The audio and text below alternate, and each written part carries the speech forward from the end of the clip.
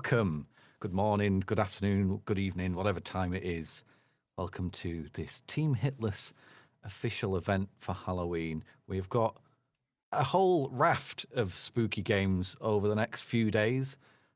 Starting off today, we've got Outlast, Resident Evil 2 Classic, and Resident Evil 3 Remake. But before all that, the newest addition to the Resident Evil series, we've got Resident Evil Village. A couple of runners running both Hardcore and Village of Shadows. I will pass you off straight away and we'll get underway with our commentators, the wonderful Aries and Cosmic. Take it away, guys. Best of luck to the runners. Hey everyone. So I'll be impersonating Blasty, I believe. Unfortunately, Blasty doing wasn't able to be here. doing his best impression. And I am CosmicBorne. You may remember me from the last Halloween event we did. I ran Village myself, so I am here to hopefully provide my knowledge and some good commentary to assist the runs here. Yeah, I'm not Aries, by the way. Definitely not Aries. I'm HeyBlasty. So, all right. So I think we can make the countdown, Cosmic. Can you Yeah, make the um, honors? absolutely. All right, 5, 4, 3, 2, 1, and begin. All right. So, during this intro here, the village has like a 5-minute intro where you walk through snow, and it is absolutely impossible to get hit at any point. Even if you go out of your way to get hit, it is impossible. So I will explain a little bit about what you can see on the screen, and this is something that you'll see throughout. I assume all of the Resi games in this marathon. I don't know about any of the Outlast games or anything, but the health bar, the green health bar that you're seeing, that is Ethan's health. So the goal for the runners will be to keep that at 1000 at all points. There is one instance of completely unavoidable damage in this game, which obviously we'll get to. But there's only one, unlike Resident Evil 7. Underneath that is DA score and DA rank, which are actually pretty irrelevant on hardcore and Village of Shadows. In fact, no, I'm going to go out and say that they are outright irrelevant. In the other games, Aries will explain further when we get to those games, I'm sure, but there are more strats that can come from having higher or lower DA, where enemies have less health, less resistances, etc. Underneath the DA rank is the lay. I don't quite know how to pronounce that word, even though I've got so much experience in the game. But it's uh I want to say a Romanian currency. It's an actual currency in real life, as far as I'm aware.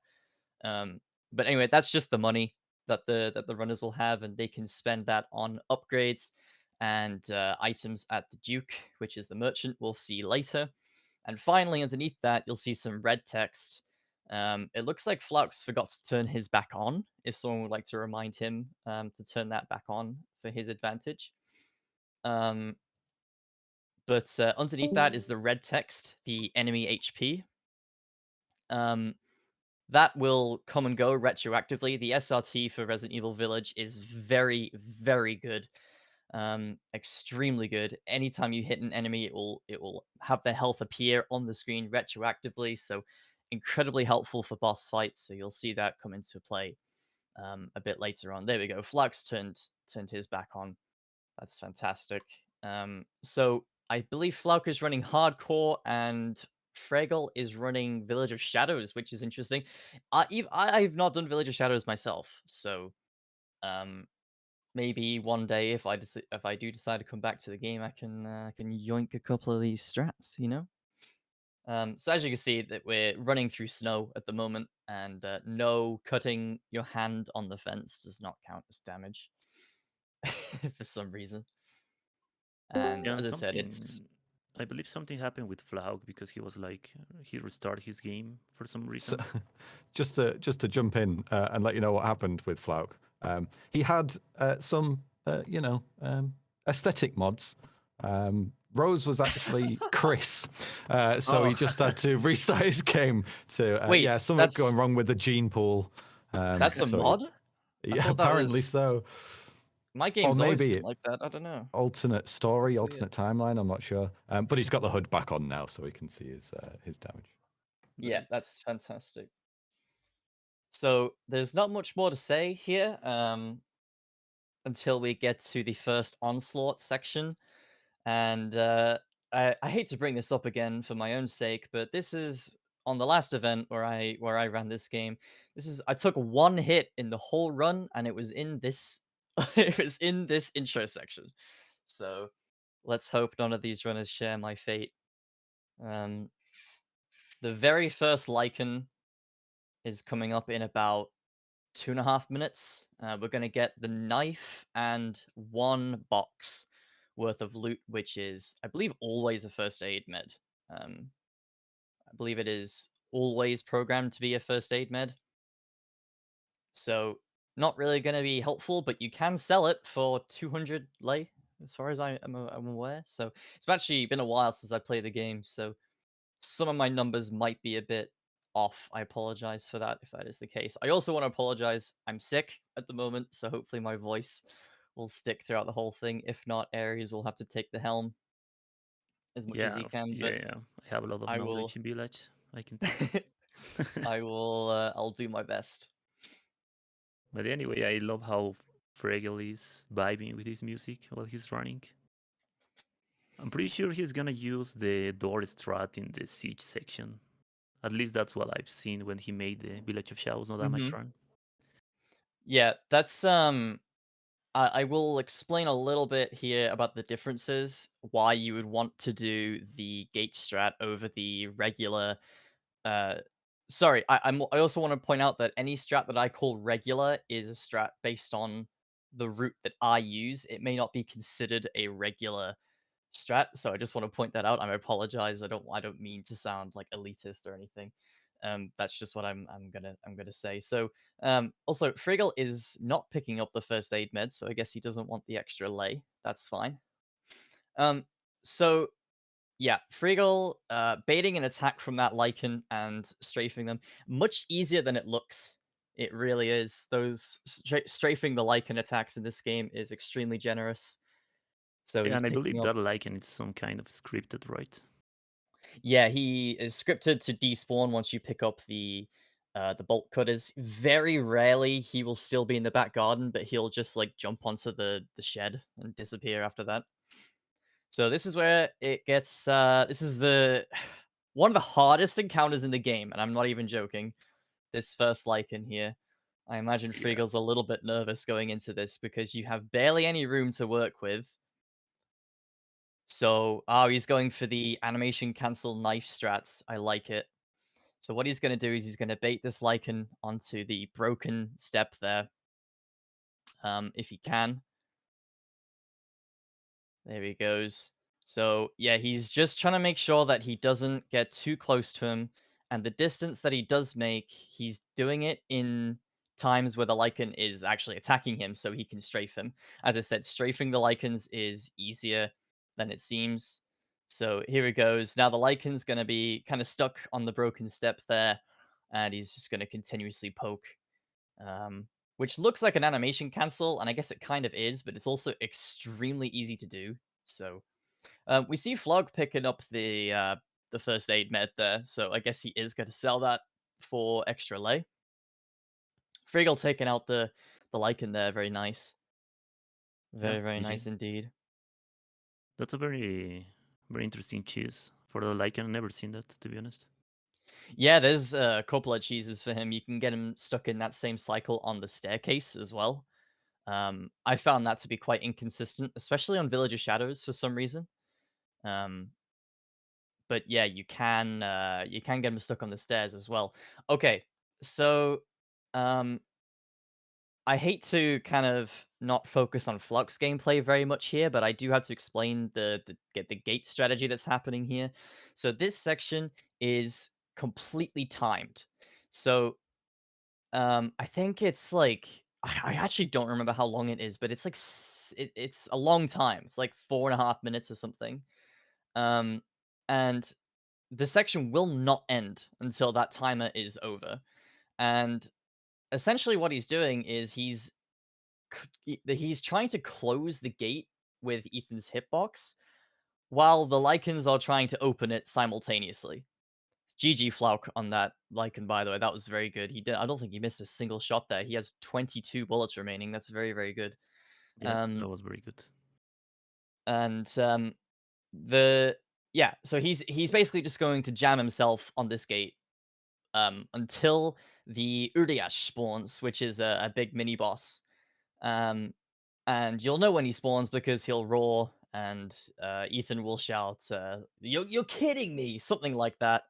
And shortly after that, he's going to start moving because although this section doesn't end until the timer's gone, you do actually have to move to progress the next area, Yeah, if that's that makes correct. Because sense. it's like I think they have to grab you, right? Yeah, it's a cutscene. It's either if you're inside a building, a Lycan will grab you, or if you're outside, you'll get Skyrimmed. You'll get an arrow in your knee. So you see what Flauk is doing right now. This is an area that I go to a bit later. I usually stand up top and shoot the Lycan at the doorway continuously, just loop him, stun lock him. Obviously, that consumes ammo, and some runners don't like that.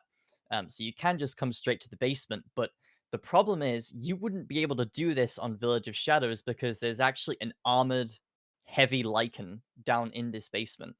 So you wouldn't. This is why the gate strat is preferred on Village of Shadows to hardcore. So Flauk's getting very lucky with this Lycan actually, just not following him down at all, which is the Lycan's got to break down a bookshelf, by the way. That's why he's taking so long. And eventually Flauk is going to move into the next building here. By the way, you can also do the gate strat on hardcore, but it's it's actually less consistent because the Lycans aren't as aggressive. On Village of Shadows, the Lycans are constantly running at you, which allows you to jam the gate consistently. Flauk is getting insanely lucky. There he goes. The Lycan is now in there. He's going to shoot the sandbag to run into the next building. And he's not going to get hit in here like I did, obviously. So he's going to barricade the doorway here. And in this building is some good loot. You gotta loot this building now because once you've blocked the doorway, you actually can't come back in here unless the bookshelf is broken. So And I believe this is your strat that Flauk is using right now, right? yeah, it is. I tend to wait a little bit longer for the Uriash to get a bit closer to the bookshelf because he can actually stun lock the Lycans for you. So when he wants to hit the door, the bookshelf, he will instead hit the Lycans, and the Lycans can't hit the bookshelf at all.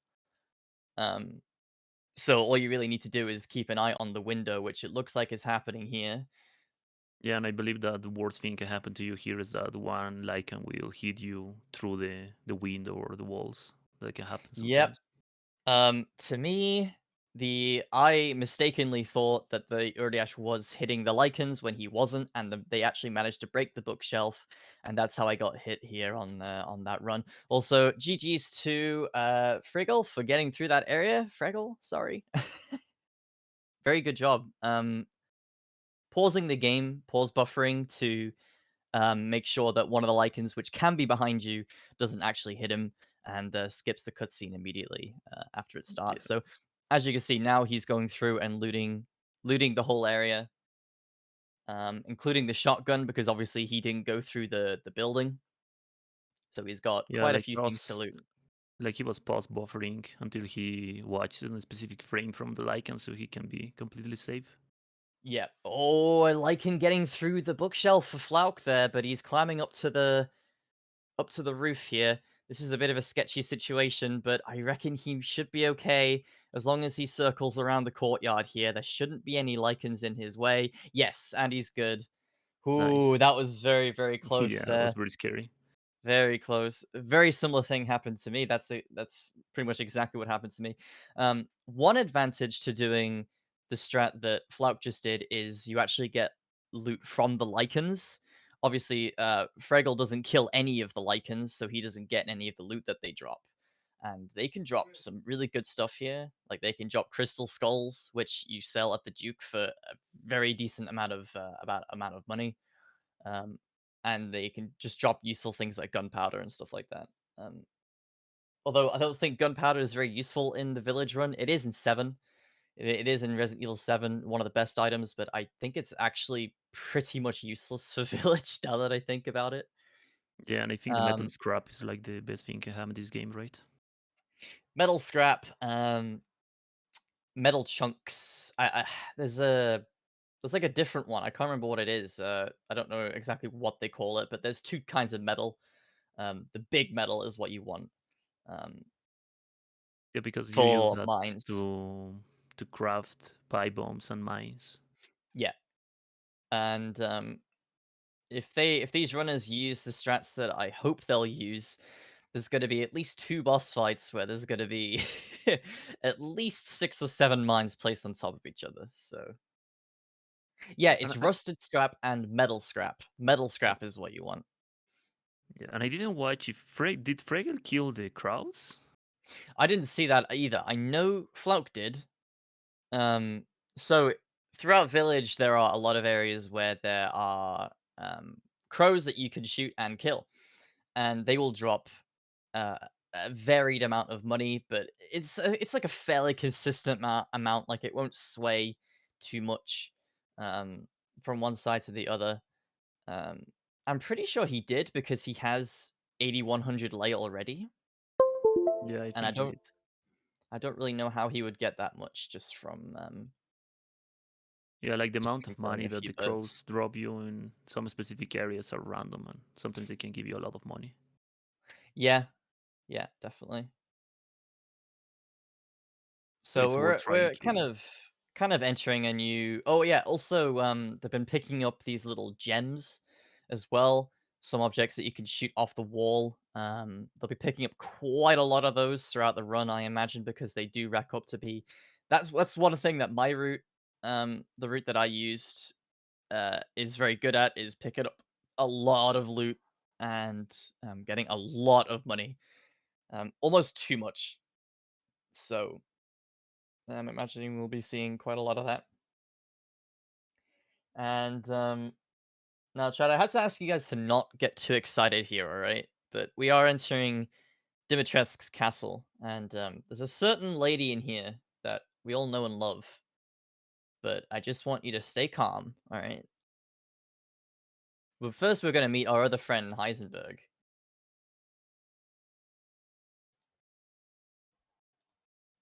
Well, well. Didn't think anyone was left. Ah, shit. If it didn't have a voice crack, that would have been fine. God damn it. It was a very good Embar- impression. embarrassing myself on Team Hitless. There Yeah, she but I was, believe chat. in the You see her? section that Fregel is right now, there's one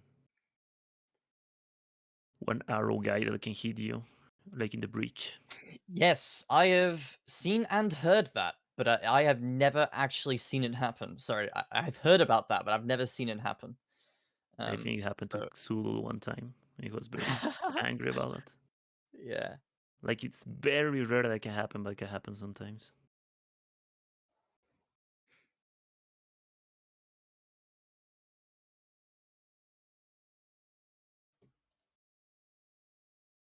All right, chat. No, you're getting a bit too excited right now. I need you to just calm it down, all right?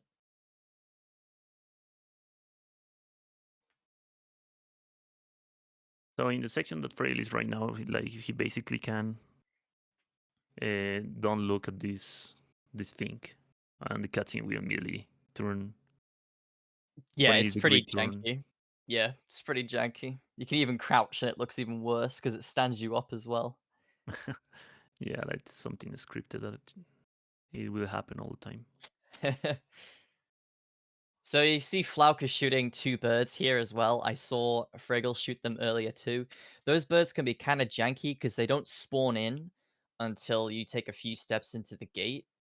So they can be pretty annoying, but they are 2 very good birds to loot because they drop quite a decent amount of lay.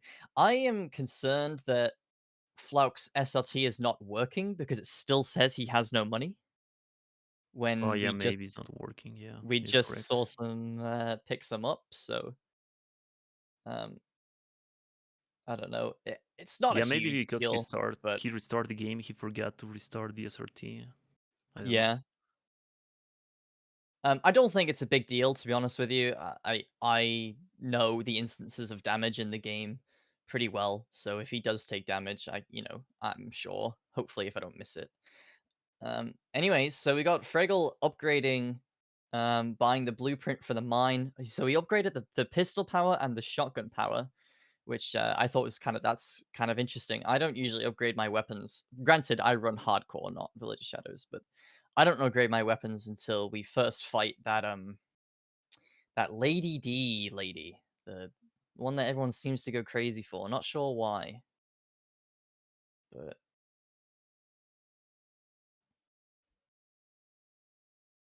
but definitely worth checking out the differences in the strats here. Um, between hardcore and Village of Shadows because there very much is. Also, don't watch this cutscene. It's awful. Yeah, I don't like that. It's I like, really damn. hate this. Really hate this cutscene every time I watch it. Yeah, it's like you can feel the pain. That's one interesting thing about the switch between third and first person, I think, is they put a lot of emphasis on the hands because that's you know, if you look at your hands in real life, right? Like it's just the most easy way to represent pain in first person, I think. Yeah, Um that's correct. you wouldn't get that in third person view. Also, Flauk about to exit the same area to where Fregel upgraded his weapons, and there's 2 birds on top of that scarecrow there. It's also worth noting that you can spook the birds. Some of them will get spooked by any gunshot. Some of them don't care at all. That was an example of ones that don't care at all. You can shoot the bird right in front of his homie, and he just won't care. But some of them, if you get too close, you'll. Oh, sorry, all of them. If you get too close, you'll spook them. Some of them will get spooked by gunshots. Some of them won't. And there's one particular bird in this game that is quite glitchy, and I will try and point that out when we get to it. But we've got some really good camera movements from Fraggle there. I'm seeing the speedrunner. Has he speedrun this game? Because he Yeah, certainly looks he's like he has. he's a Yeah, speedrunner. yeah, he's got the camera movements of a speedrunner. I could see that. Yeah, he got the moves. But this is the So first sister. Is she Bella? yes, it's this is Bella. And you can fight the other 2 in what other order you want. But the fastest is to do Daniela second, and then Cassandra last. Um, that's the fastest way to do it. Yeah, and Flaoc is on The the lovely cutscene. terrible Yeah, cutscene. Yeah, hate to see it. it's alright. He's got the magical juice. He can repair himself. So you'll notice that the runners will kind of just use pistol bullets wherever they want because the game, unlike Resident Evil, well, I guess unlike any other Resident Evil, this game absolutely showers you in ammunition compared to the other ones. Oh, really? Yeah, it gives you a lot That's good to more hear. ammo. Like, I Yeah, the mean, gameplay of Village is very, very, very smooth. at That's very the awesome. end of the game, like getting into a really close block from Fregel there. blocking the attack from the mycelia enemy there, whatever they're called. I can't remember what those ones are called. Yeah, Can't and here believe comes the Cassandra Pierce. caused all this mess.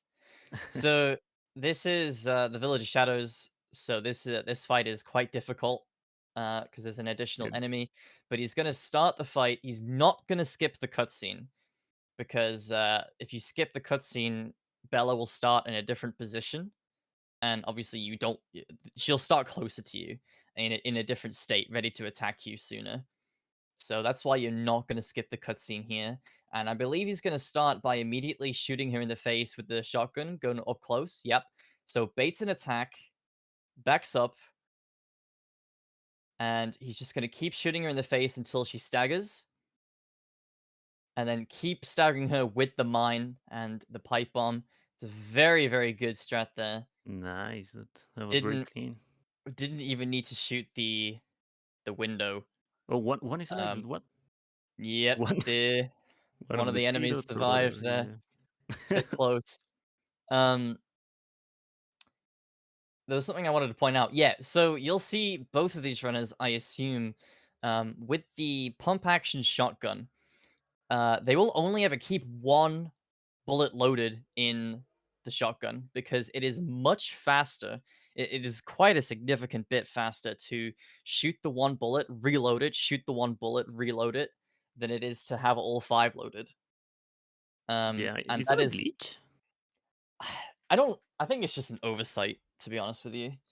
So as you can see there, Fregel's just loaded 1 into it, and that is Yeah. the best way to do it. That is absolutely compulsory, really, for the um, I think there's a boss called Lady D. I think at some point in the game, um, and when she brings you up to the top of the tower, you definitely want to do that.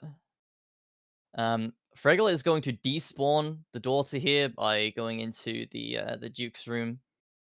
The Duke's very good at that, at despawning folks. Flaoc Yeah, being a but bit more conservative with his ammo, which I find admirable, to be honest with you. He definitely likes conserving his ammunition, even in the onslaught at the beginning. yeah, He's like Flaoc breaking is. boxes with the knife as opposed to shooting them. Which honestly, you should do that in the early game before the Lady D fight. Definitely. Now the movement is intriguing me here because there's a oh, here we go. Let's see what Flauk's gonna do here. Yeah, Yep, he's reviving Bella. Flauk's doing the really the good strat here. Yep, very nice. That's exactly how I do that section. I'm not sure if he got that from me. I don't want to assume that he did. But that's exactly what I do for that section, and I think the movement is very, very clean there. That was very good from him there. Very nice indeed. So he's coming up to Bella now as well.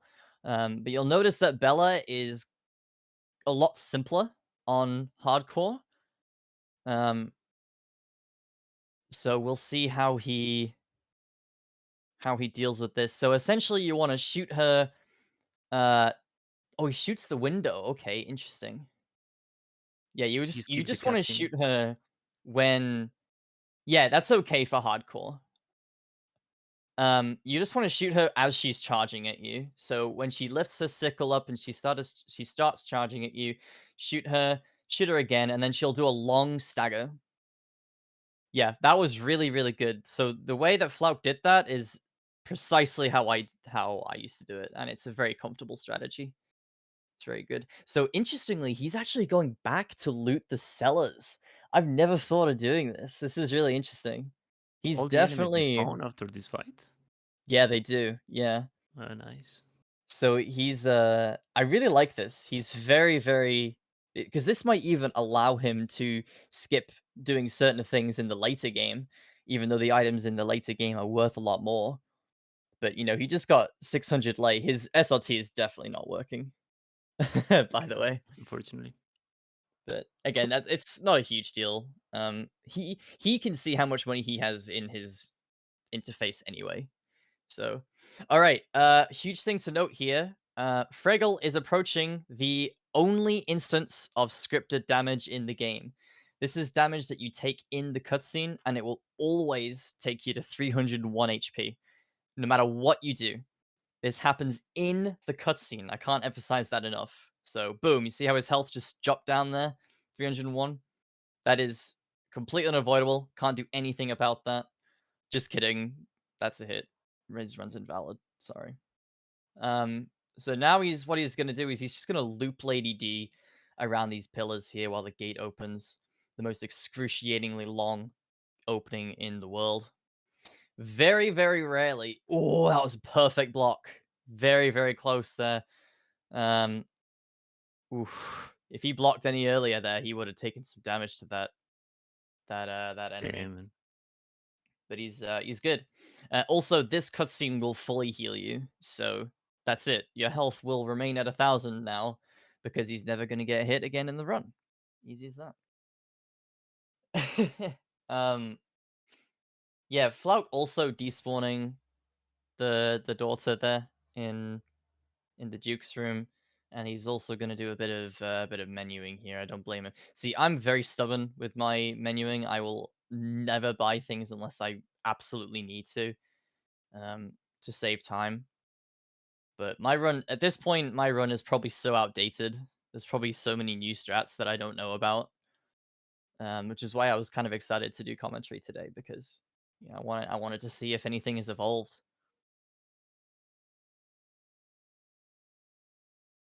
There's a lot of things to loot in Dimitrescu's castle. It's probably one of the most loot heavy areas.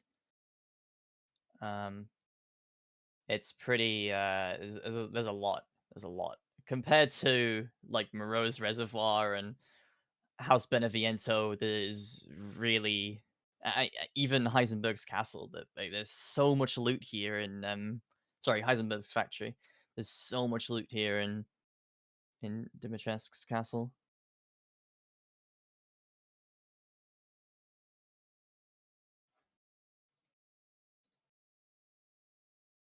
Also, I didn't know Fregel knew how to play the piano. That's crazy. So what Fregel's doing right here is he's standing right up against this door. That will actually deactivate Lady Dimitrescu's AI completely. Like, she will not chase you.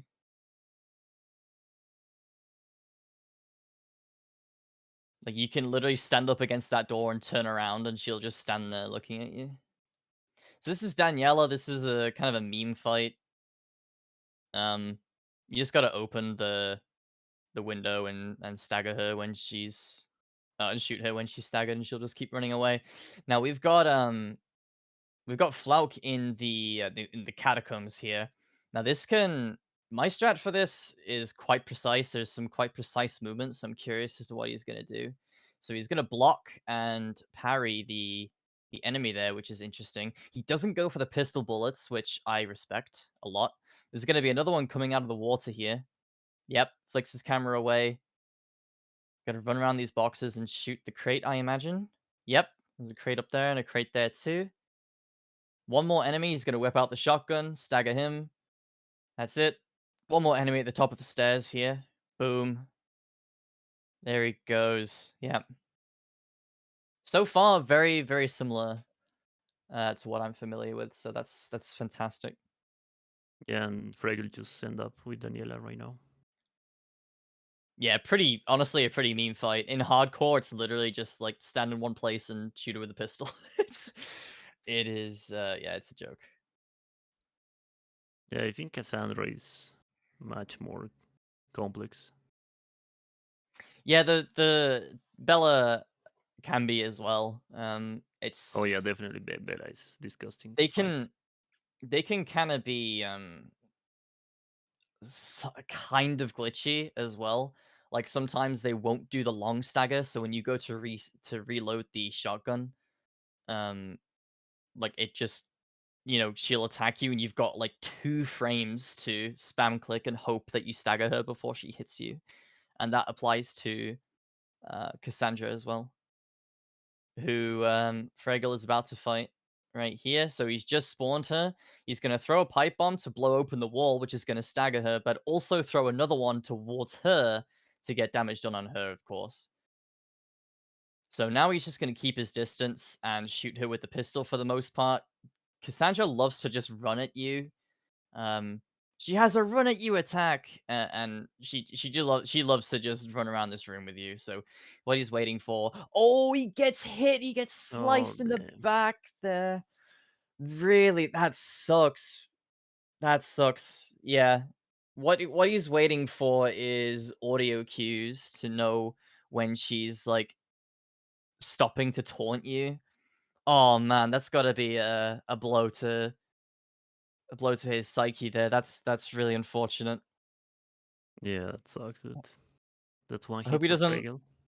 Yeah, I hope he doesn't let that get to him though, because I mean, so far he's been doing very, very well for Village of Shadows, like insane. And as I said, these fights are not easy. Even on hardcore, these fights are not easy, and this is on Voss, and it's even harder, you know. So, but he's got a smile on his face, so he looks like he's got a bit of time to unwind here anyway after that fight. So, as you can see, Flaoc's SRT is working for the health, just not the money, because his health is reduced here. So that's completely fine, at least. Fregel did the bell room right after killing Daniela, which is a slightly faster way. Again, that's his speedrunner side. I admire it. He did this bell room before, so you can just run straight through. You can do that afterwards and come back. I mean, this is a no damage run after all. This is not about speed. Do take that into account. But Resident Evil is just very. It invites speed. What I should say. Very, very fun speed games. All right, so now we got the Morweka enemies, I think these are called. The stupid annoying bat things. And it looks like he's gonna snipe quite a few of them here. That's interesting. See, what I did was I killed the first one that he killed, and then I got them all stuck behind the fence on the top. I wonder if that's not feasible on Village of Shadows due to higher aggression. It's possible. It's possible. I'm really not sure. But we're taking a look. I'm just taking a look at Flaoc here. He's going back and looting some things that he didn't loot earlier before Daniela, which is a good idea. Wait, am I silly? Is he even fought Daniela yet? No, he hasn't. Sorry, I'm getting completely ahead of myself. He has not Yeah. fought Daniela yet. Yeah, he didn't fight Daniela yet. So he's picking up the flower sword ball. There's 4 of those balls in the game, and you put them all into these little. You put the balls into holes, chat, and then you get a prize. It's not a good life lesson. Not a good life lesson at all. Don't take that into real life, but that's what you do in this game.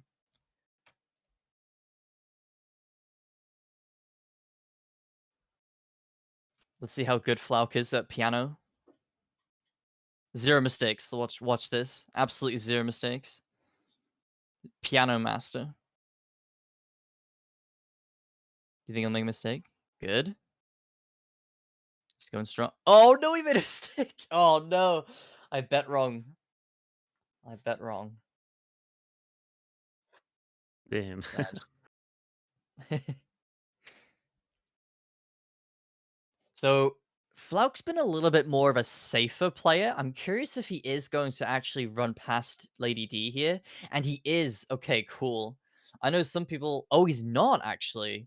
Yeah, so if you want to do a safer strategy here, then you can bait her into this room and run around. I thought Flauk would do that because he does seem to do some more safer strats. Completely fine. As I said, not about speed. If you want a no-hit run, go for the consistent strategies. Bait her into this room, get her around that giant ass piano, and be good. So here we go. He's about to fight Daniela now. And you can see here, this is going to be a prime example on hardcore.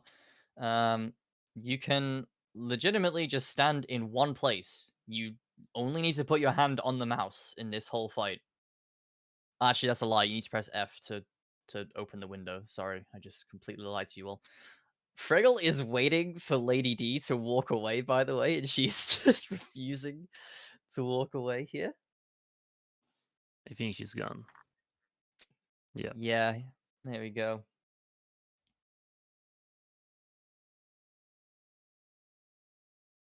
Yeah, as you can see, hardcore Daniela fight is just, click, click, click. Okay, guys, so we have Fregel coming up to the Lady D fight, and again, I want you guys to stay calm. Just don't get excited. All right, she's not what she looks like. All right, she is in fact not a woman. She is she's actually a dragon. Spoiler alert. So you stab her with the Prince of Persia dagger. Stab her right in the You side. go back in time. And there she goes. She is now a dragon. So you want to shoot her a little bit to get some initial damage done on her there, and she will jump off the castle. I'm going to try my best to explain this fight. There's quite a lot of little tiny bits and pieces in this fight that I won't be able to explain, but for the most part, I will explain what I can. So you want her to destroy all three of the towers here. So as you can see, when she gets angry and gets close to you, she will destroy that part of the tower. And once those are destroyed, they are permanently destroyed. Sorry, I think there's only 2 of them, actually. So those 2 that are now destroyed. So now you want to get her to around about 69% health. Nice. You want to get her to round about that 69. stage. Because, I wish I was making that up, but I'm not. Yeah. I Because know. she will jump off the castle. There we go. Getting some nice shots in there with the sniper rifle. There we go. So now you got to try and shoot her in the torso 3 times. And she will stagger. Oh, it looks like he actually missed a shot there, unfortunately. But thankfully, you can hide in these little towers on the side, and the flies will not get you. So that's exactly what he's doing here. He's completely safe here. One thing he has to worry about is when she jumps back onto the castle, she can stagger you. It doesn't do any damage, but if she lands on top of you, it will. So you do need to remember her last known position for sure. So there we go. He is getting some really nice shots here on the torso there, as you can see. Yep, There we and go. going back to Flaoc a little, he figured out that his SRT wasn't working and he restarted it. Oh, fantastic. And Yeah. yeah, and he Brilliant. used the same strat as Bella with Cassandra. Yeah. Yeah, you can do that on hardcore. Absolutely no problem at all. Sorry, I will give Flauk a bit more attention. Um No, it's cool, it's cool. it's yeah. I got your So back. Got your back with trying to Flaoc. trying to explain the boss fight. I can explain a little bit more about Lady D when Flauk gets there as well, definitely, because the strat does vary quite a bit. So he's got 6.2% remaining on Lady D. So once she reaches 1 HP, she's gonna jump off one more time. But this time, you gotta shoot her at least once with the pistol to initiate the next phase. There we go. So, oh, interesting. Okay, so she did another flies attack. That looks like it was not intended for Fregel there. There we go. All right, he got the cutscene now. That was very strange. Yeah, I think she got iframes and didn't take damage from the bullet, something Yeah. like that. So you want to shoot her once with the shotgun as you go up the stairs. You can see he's only got 2 shots loaded in the shotgun. because this section you need to shoot her as quick as possible to get this phase over and done with. This is like kind of compulsory. I always make sure I have 2 shots loaded here, or even 1, but it can be quite hard to ensure you've got 1 shot here, because you use the shotgun in the middle of the fight. So she has iframes at the very beginning of this phase, so that's why he's just pausing a little bit for his shots there. But you see how he's shooting 1 shot, reloading. Oh god, that was a bit of an awkward position. He's shooting 1 shot and then reloading. That is faster than just shooting with. Oh, he's intending to stand there. Okay, interesting. It's probably more consistent than what I do then.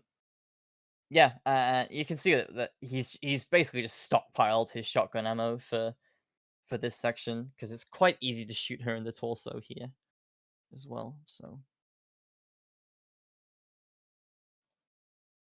Yeah, and I think it's just about repeating the same over and over. It looks very safe, to be honest. yeah, once her mouth glows red, she will attack either the left or the right side of the tower, depending on where you are standing when her mouth glows red. So, GG. yeah, GG, Lady Dimitrescu, destroyed. So we can see here that Flaoc is doing the same strat as the one that I do. This is so he's getting all these enemies stuck behind this this fence here, and there's one more that usually hovers around the back.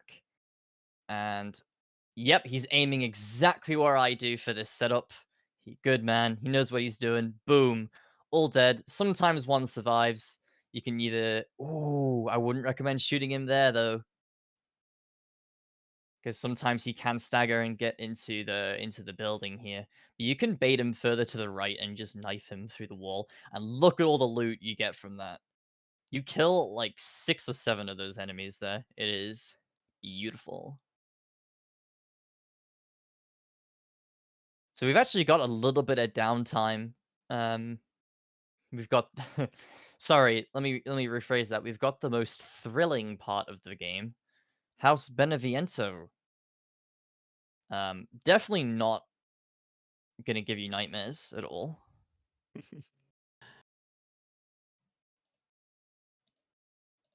And I won't lie. Oh yeah. Oh, so Freggel just walked outside to the birds there, and the bird that he didn't shoot is the glitchy bird.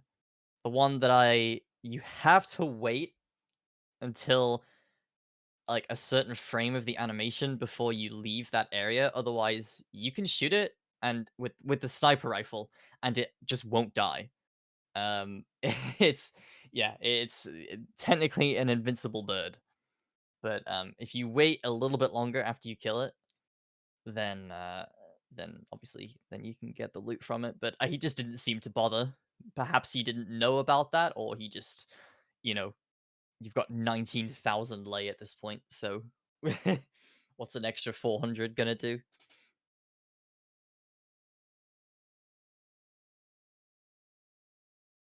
So, yeah, very, a really unfortunate hit on Cassandra there. I couldn't even see really any issues with his movement at all. I think just a slight miscalculation on the running angle, and Cassandra did like a leaping attack and managed to reach him. Very, very unlucky. Yeah, that was very unfortunate. But hey, at least he didn't get hit in the intro. Imagine getting hit in the intro, right? So Flauk is currently putting his ball into the hole.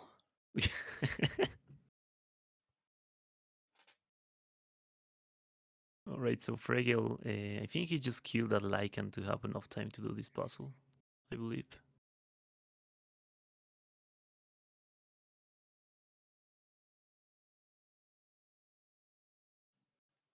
Sorry, I'm absolutely besotted by the ball insertion. There we go. So now he's got the Crimson Skull. And that sells for a lot at the Duke. Yeah. The Duke, one of my favorite merchants in gaming, honestly. I really like the Duke. I prefer him to the what are you buying? What are you selling? Oh yeah, and I think there's a quote where he refers to the merchant from RE4, right? Oh, I actually, I'm not sure about that actually. Yeah, I it's know. like he said, "What are you buying?" And he laughs to himself, and he said like one of his friends used to say that, like referring to the RE4 merchant. That's good. I like that. I didn't know about that. You see, you learn something new every day. I know Heisenberg I mean, everyone knows this. Heisenberg refers to Chris as that boulder punching Oh yeah, from asshole. RE5. Yeah. Fantastic. All right, guys. So, I'm gonna bring a bit more attention to Flaoc here because there are a few things about the Lady D fight that I didn't get to cover. That's the problem with I don't know about the other RE games, but RE 7 and 8, there are a lot of contingencies and things that can be so much different from one attempt to the other that it can be really impossible to explain everything in one go, especially RE7 with how random the loot is in that game. Um, which is why I haven't made an actual edited guide for that yet, but that's another story. So here we go. Gonna skip the cutscene. Shoot her twice in the torso with the sniper rifle. It's gonna get her to jump off the building there. And there's also a bunch of loot at the top of this. You can loot this actually after the fight if you don't have enough inventory space. So worth knowing, by the way, because inventory space will be a little bit of an issue at this point in the game. But as you can see, Flauk has 110 pistol ammo here. So he has no real reason to use anything other than the pistol for the beginning of this fight here, and that's what I do as well. I use this pistol, which both runners picked up an upgrade for. By the way, they picked up the compensator, which is not actually a compensator; it's just a damage boost. So I don't really know why they call it a compensator, but he's just gonna shoot her in the torso until he reaches the threshold, which I believe he has 76%. That's around about the threshold. Maybe one more shot. Again, my numbers might be slightly 60% might have actually been wrong. By the way, it might be 76% because she actually regens a slight bit of HP there as well. So nice shot on the torso there. Yes, brilliant. So he got a stagger on her. So what he's going to do is he's going to reload the sniper rifle, run to the other side of the tower, and boom, he's got a perfect view of the chest of the boss, and he's going to use the shotgun to get some good beat shots on there. So absolutely flawless fight from Flauk so far. Really, really good.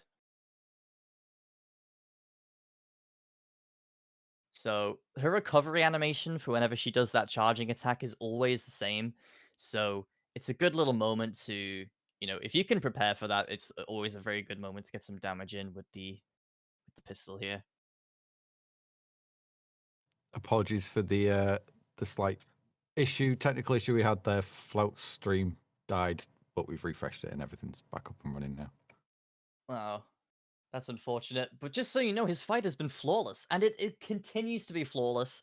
He got another stagger, so he needs to. Oh, he's a bit slow on that reaction though. He needs to go to the other side of the building there. There he goes. Beautiful shot of the chest there. So wow, that has been an absolutely brilliant, flawless fight from Flauk on Lady Dimitrescu here. Truly, not a single mistake there. She's in a very strange animation loop at the moment, though. I've never seen this before. She seems to be staggering. What is she doing? I have never seen this, ever. There we go. Now she's jumping off the building. Wow. I have never seen her do that before. Okay, so. Yep, there we go. Phase 1 of Lady D is done. One shot with the shotgun, and up he goes. So he has reloaded the shotgun, which, again, it's not a huge deal, but having one shotgun shell is recommended. But it's unfortunately this is like one of the most important areas to have that one shot. So But he should be fine. You can take this part really slowly if you wanted, as long as you react to her mouth glowing red, then you should be fine. So, yeah, there we go. Her mouth glows. Dodge to the right. Mouth glows. Dodge to the right. Easy stuff, man. Easy stuff. Pretty scripted, to be honest with you. Perhaps having the one shotgun shot isn't as important as I thought it was, considering how scripted that section is. GG on that fight. Wow. Very, very good from Flaoc there. He did, like, those sniper shots when she's in the air are very difficult to hit sometimes. So, very, very well done. Yep, that was very Staggers, good. to answer a question in the chat there, staggers do not count as damage, provided that the stagger doesn't cause damage itself. Now, there are a few instances of attacks that will stagger you but not damage you. For example, Salvatore Moreau's belly flop. That will stagger Ethan, but it will not cause. It will cause 0 damage. Furthermore, that is not going to count towards a hit, right? For this tournament. So, and for no damage runs in general, because the it's not a no hit, it's a no damage. Um, Yeah, so that's correct. Like, we never set up no hit rules for Resident Evil Village. Just not that much. there's only like 3, maybe 4 instances in this game where you can get staggered and not take damage anyway. I really, really doubt that it's even worth differentiating them, to be quite honest with you. Yep, that's correct. So Fregel has been going through House Beneviento, by the way, which is this whole kind of it's a really good section of the game, but it is the worst for replaying it. It's so boring to replay it. Yeah, so Flauk killed the bird that I was talking about, that the third one on the right, and he did wait for that part of the animation to play before he went to loot it, so he obviously knew about it.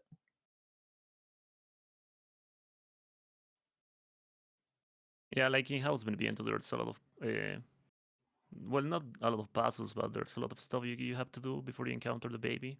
Like the baby is the main issue in this part, and so it's Yeah, just like the some baby the baby has many different ways you can deal with them. You can do it really slowly, or um, you can like kind of glitch past them in the doorway and stuff like that. But yeah, that's the only real issue with the Beneviento split.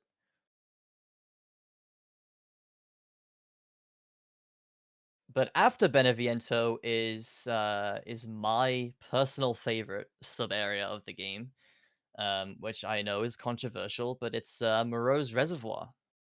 I am the best. I'm the best.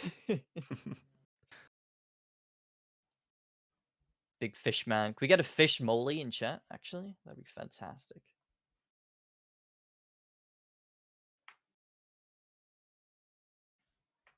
Flauk is taking care of all the lichens in this bridge. Yep, a very good idea, because one of those lichens is guaranteed to drop a metal scrap. So, very, very good to have. Again, I would love to talk about Fregel right now, but Beneviento is it's Beneviento. It's just puzzle solving with the same solution every single time. So, there's not even a sense of RNG to any of this. It's literally just the same puzzle every time you play through the game, and it's not a quick section because your running speed is reduced throughout the entire section. It's Oh yeah, reduced. you know what? That would be fun. Like if they make random puzzles, like in RE3 Classic in this section. It will Yeah, make I this think part it would more make it fresh.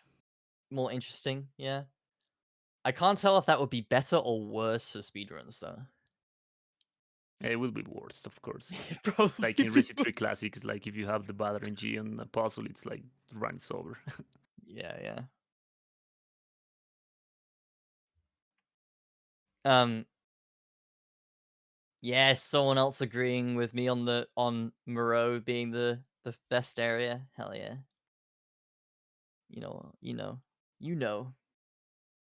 Let's be honest though, every area in this game is fantastic. I don't think any of the areas overstay their welcome.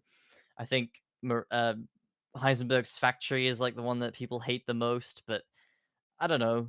I think that area is really cool as it's like, 3/4 of the way into the game and it's still introducing new enemies to you. Like that to me is refreshing enough to make that area not boring. Like I really do. I find it really impressive that so late into the game they're still introducing new enemies to you. Yeah, Resident Evil it's always like that. Like after you beat some kind of area, new enemies are introduced. And it's very interesting how they manage to do that in every single game they have. Yeah, and then you get Resident Evil 7, which has 3 enemies in the whole game. Well, I think we have to be.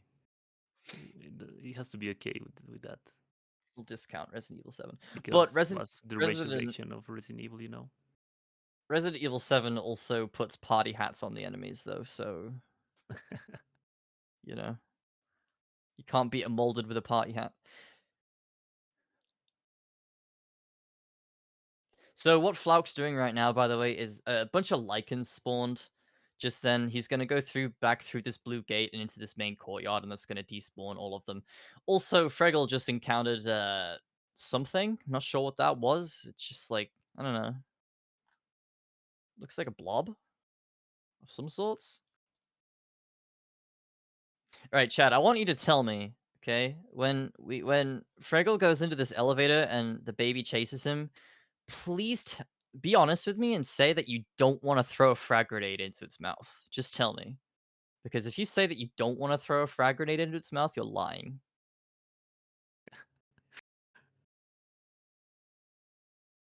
Flauk about to despawn some more enemies here, by the way. Gonna run into this So, cabin. what strat did Fregel use with the baby? I miss it. He used the like ultra quick speedrun strat when he used the animation of the baby blowing open the door to sneak past him, because while the baby's doing that animation, he can't eat you. Oh, nice.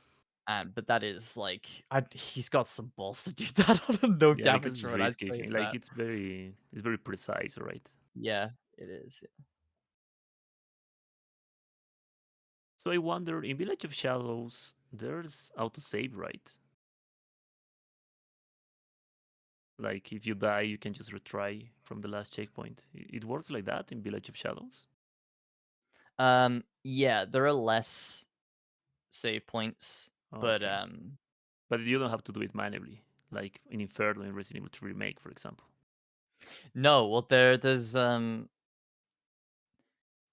a typewriter in Beneviento, like in the main room, so you could like manipulate it to have like a later save by saving there, if that makes sense. But Yeah, you but I wouldn't was you meaning wouldn't more because, like, for example, if he dies, like he can just restart from a checkpoint, and that's Yeah, cool. yeah, you can. Yeah. Yeah. That's cool. That's good. So this doll that he is stabbing in the face multiple times, is really rude, by the way, to do that. It's just absolutely, I don't know, just despicable. Um, appears in 2 random locations um every time she disappears. So she can appear in 6 different locations total, but each time you stab her, it can only be 2 different locations the next time. I completely butchered that explanation, but hopefully that made sense. Each time you stab her, she has 2 possible spawn points, but they're the same 2 that they pick from depending on whether you stabbed her once or twice. I'm just going to stop talking because I'm completely butchering that explanation. Hopefully that makes sense. I'm sick, all right? My brain is like barely functioning at the moment. So yeah, there we go. Beneviento is done for Fregel. He is out of there.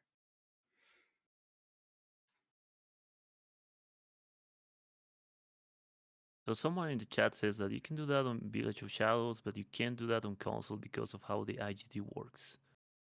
I think they meant the baby skip, maybe. I'm not entirely sure. I might need some more clarification on that. I don't really understand what IGT has to do with anything that we've just spoken about. For speedrun speedrun. purposes, right? Yeah. Okay. Yeah. I'm still not sure how that affect. I don't know about console. I'm afraid. I don't really know how the IGT works on console, so I can only speak for PC because that's the only platform I've played Village on.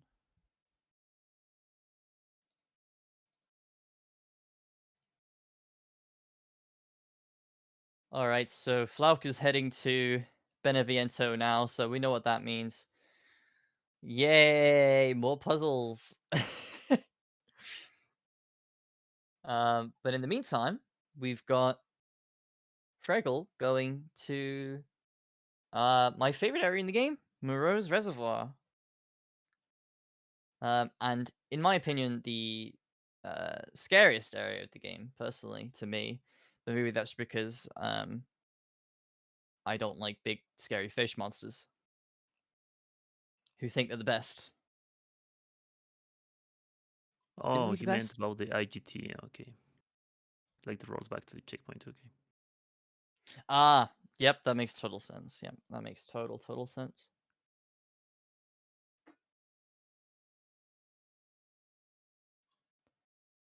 So Freggel doing a lot of menuing here, which is the same point that I do. I do a ton of menuing here. Like, I sell like 24 items, upgrade 2 things, upgrade everything. Like, buy the blueprint for everything. I mean, like, I get a lot of stuff here. Just because it's the best time to do it. But inventory management can be a bit tight. Buying 2 pipe bombs and 2 mines, however, that is very important. Very, very important. Now there's going to be a Varkalak enemy down here. And there's an interesting strategy where getting hit by him makes him easier. And getting hit by him will stagger you, but it won't cause any damage. So I'm curious if Freggel is going to do that. So let's take a look here. So here he is. Yep, there he goes. So you see how he walks straight into him there and gets staggered twice? But his health is still 1,000. That basically ensures that the Varkalak is going to spawn in 2 different places, as opposed to like 6 different places. Why? Resident Evil. That's all I can say, because I don't understand this enemy at all.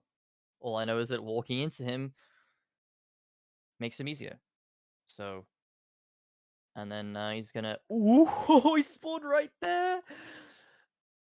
Wow, that's a pretty scary spawn actually, especially on Voss because he'd be quite aggressive sometimes.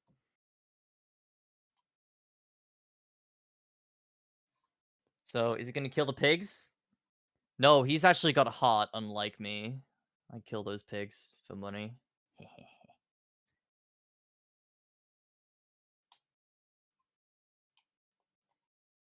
So I do feel bad a bit because we are going to neglect Flauk's gameplay for a bit here because he is just doing Beneviento. And obviously we've got the whole new area coming up, but Flauk is on a fantastic run right now, and again, I just want to point out how flawless that Lady D fight was. That was something else. Very, very good. And Moreau, Salvatore Moreau at the end of this area is one of the harder boss fights. Especially on Village of Shadows. When I speedran this game on Village of Shadows, this guy really just, oh my god, very hard boss for Voss. On hardcore, he's not too bad, but he's still one of the harder fights.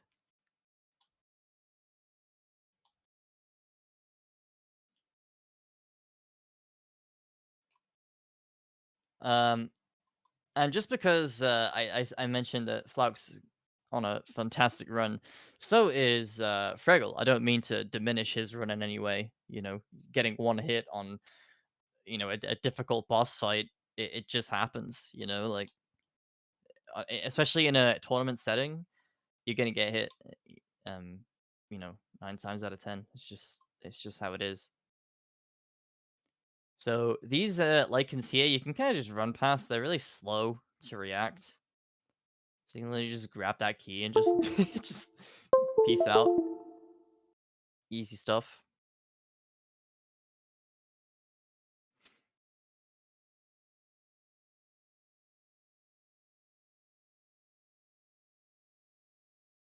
And we're coming up to one of the first little boat sections here.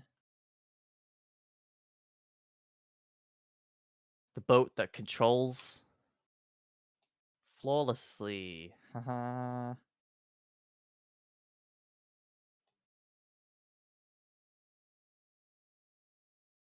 The God I'm of sure War there's section. yeah. Boy.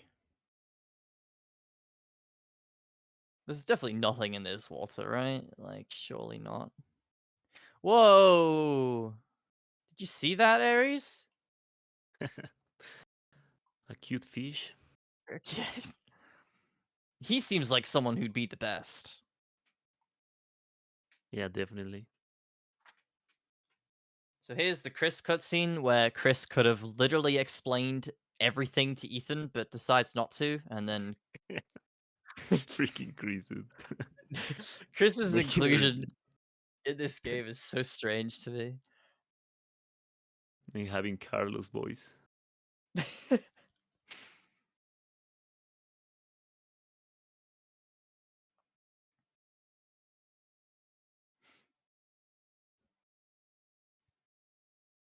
All right, but first, we have this section coming up, which I call the treading water section, mainly because the soundtrack that plays here, the song is called Treading Water. That's kind of cool. This part was like really filled me with adrenaline on my first playthrough. This is probably why it's my favorite area in the game, because this section was just non-stop like tension and really made me think about what I was doing on the fly. So it's there's some precise movement here with some pretty intense music, and the best dialogue in Resident Evil, frankly. No one can convince me otherwise. Yeah, I think it's alongside with You Can't Kill Me from Chris in Resident Evil 1 Classic and Game Over from Leon from Resident Evil 2 Classic. There's a lot of things. Well, Are very fun. There's also Jill Sandwich. Oh as yeah, well. from Resident Evil 1 Classic, yeah. That's correct. Or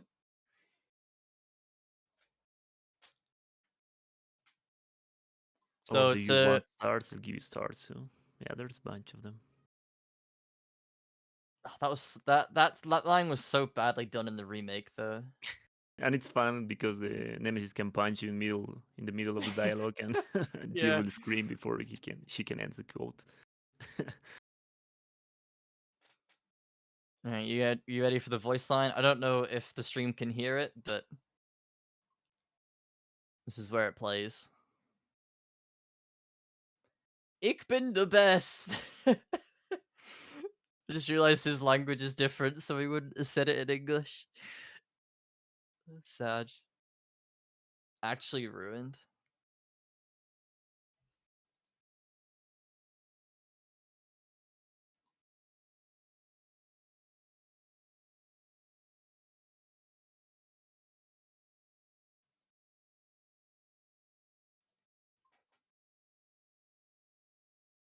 Sorry, I just lost my multi-twitch. I'm scrambling to get it back really quick. All right, there we go. Yeah, another good voice line here from Ethan when he raises up this boat. Caught myself a big one. God, I can't take that seriously. Can't take it seriously. So nearly done with the treading water section here. You can kind of see how the movement there is like there's quite a lot of things to do as you're moving along those tight planks. And the game does just let you walk straight off them, by the way, so oh no, yeah, Friggle getting the worst interaction in the game. Interacting with that ladder is just probably the worst thing anything, honestly. Worst thing on the world. But you just gotta climb up the windmill here and zip line down, and then he's in the Moreau fight. Now, I can't really. I don't know if he's gonna do this the same way as the speedrun, but I don't even remember the way I used to fight him in the Village of Shadows speedruns. So, um, I'm just gonna have to kind of react retroactively as it goes along. Really, like I could explain the hardcore as I went along, but I don't really know the strategies for doing it on Village of Shadows. So, um, hopefully, I can provide some insight there. Still.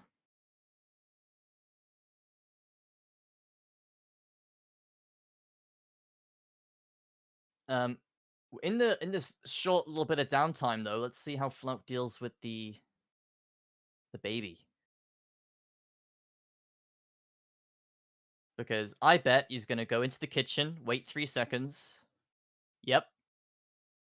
Oh no, he's doing it the ultra safe way. Good on him. As I said, absolutely no shame in doing it the safe way. This is the intended way to do it. Wait for the baby to come in here. No shame in doing this. It's consistent, and if you want to get the no damage run, go for the consistency. Okay. I might join Friggle really quick here and go in for a little bathroom break. If you could take the helm, Aries, Yeah, just sure. for a couple Go minutes. ahead. Thank you very much. All right, so I have no idea what is going on right now. I'm joking. So Flaug is making the normal way of skipping the baby, just waiting below the bed until you have a free pass through the door, so you can just like go out and leap, and you should be fine.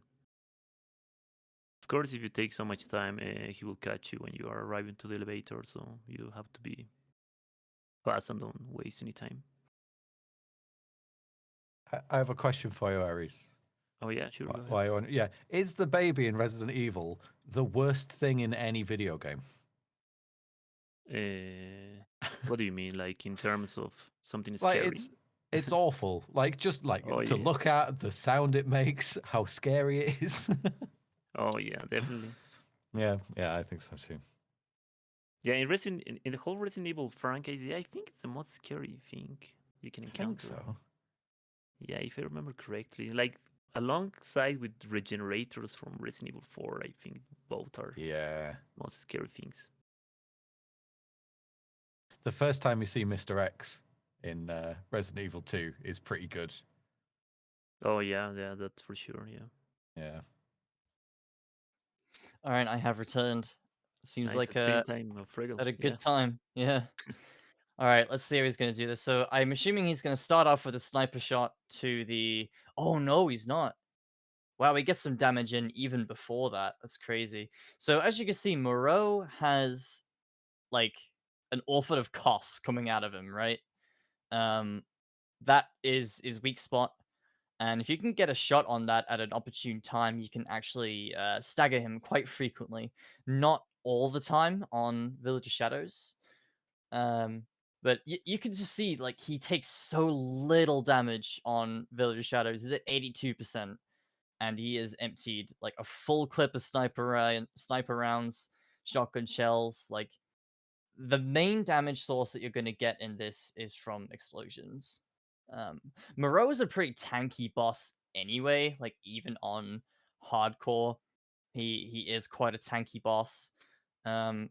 This fight was really hard for me on my first playthrough. Um, as a little side note, this was by far the hardest fight for me. Oh yeah, But I he's think got me him. too. And I was playing He's. on a standard, so. But yeah, I I mean, think he he is. died like 5 times. Yeah, he's a tough boss. But he's kind of got him. I have not seen that, getting him stuck on that little like balcony thing, the pillar. I've never actually seen that before, so that seems like quite a new addition potentially.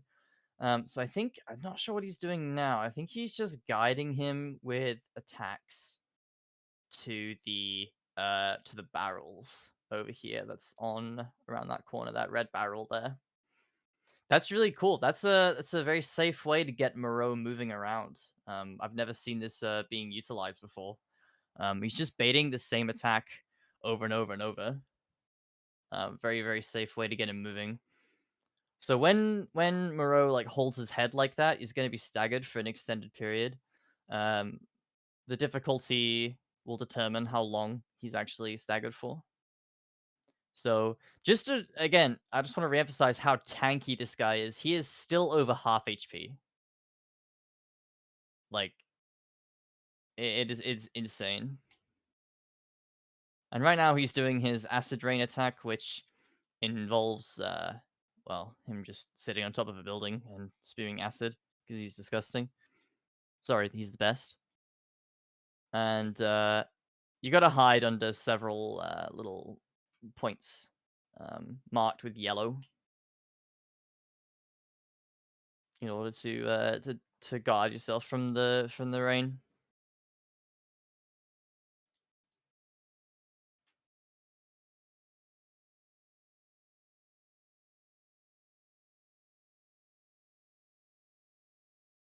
Ah, yes.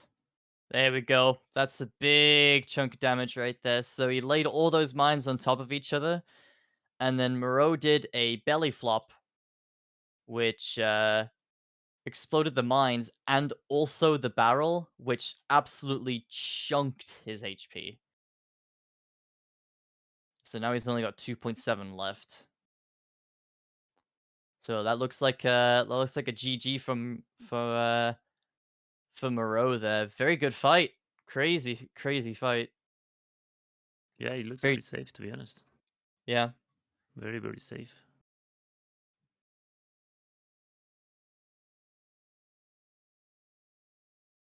The funny thing is, this boss quite literally cries to his mum during the fight. It's quite upsetting, actually.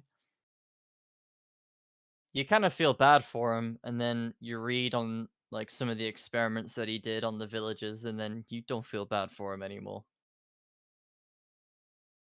Oh, he did bad stuff. Yeah, I never read the documents. yeah, he placed like that Cado. He like placed that inside people, and then saw what it did to them, and was like, "That's fun. I'm gonna do that to more people." And then eventually the whole village, and then Damn. yeah. He definitely got the short end of the stick when it comes to the Kado, though. He is by far when you think about it, he is by far the least human of all of the four lords. So at least there's that. And you've got Lady D, who's essentially just a very big person. You've got Beneviento, who is just a person. And then you've got Heisenberg, who is just a person. And then you've got Moreau, who is Hunchback Fishman.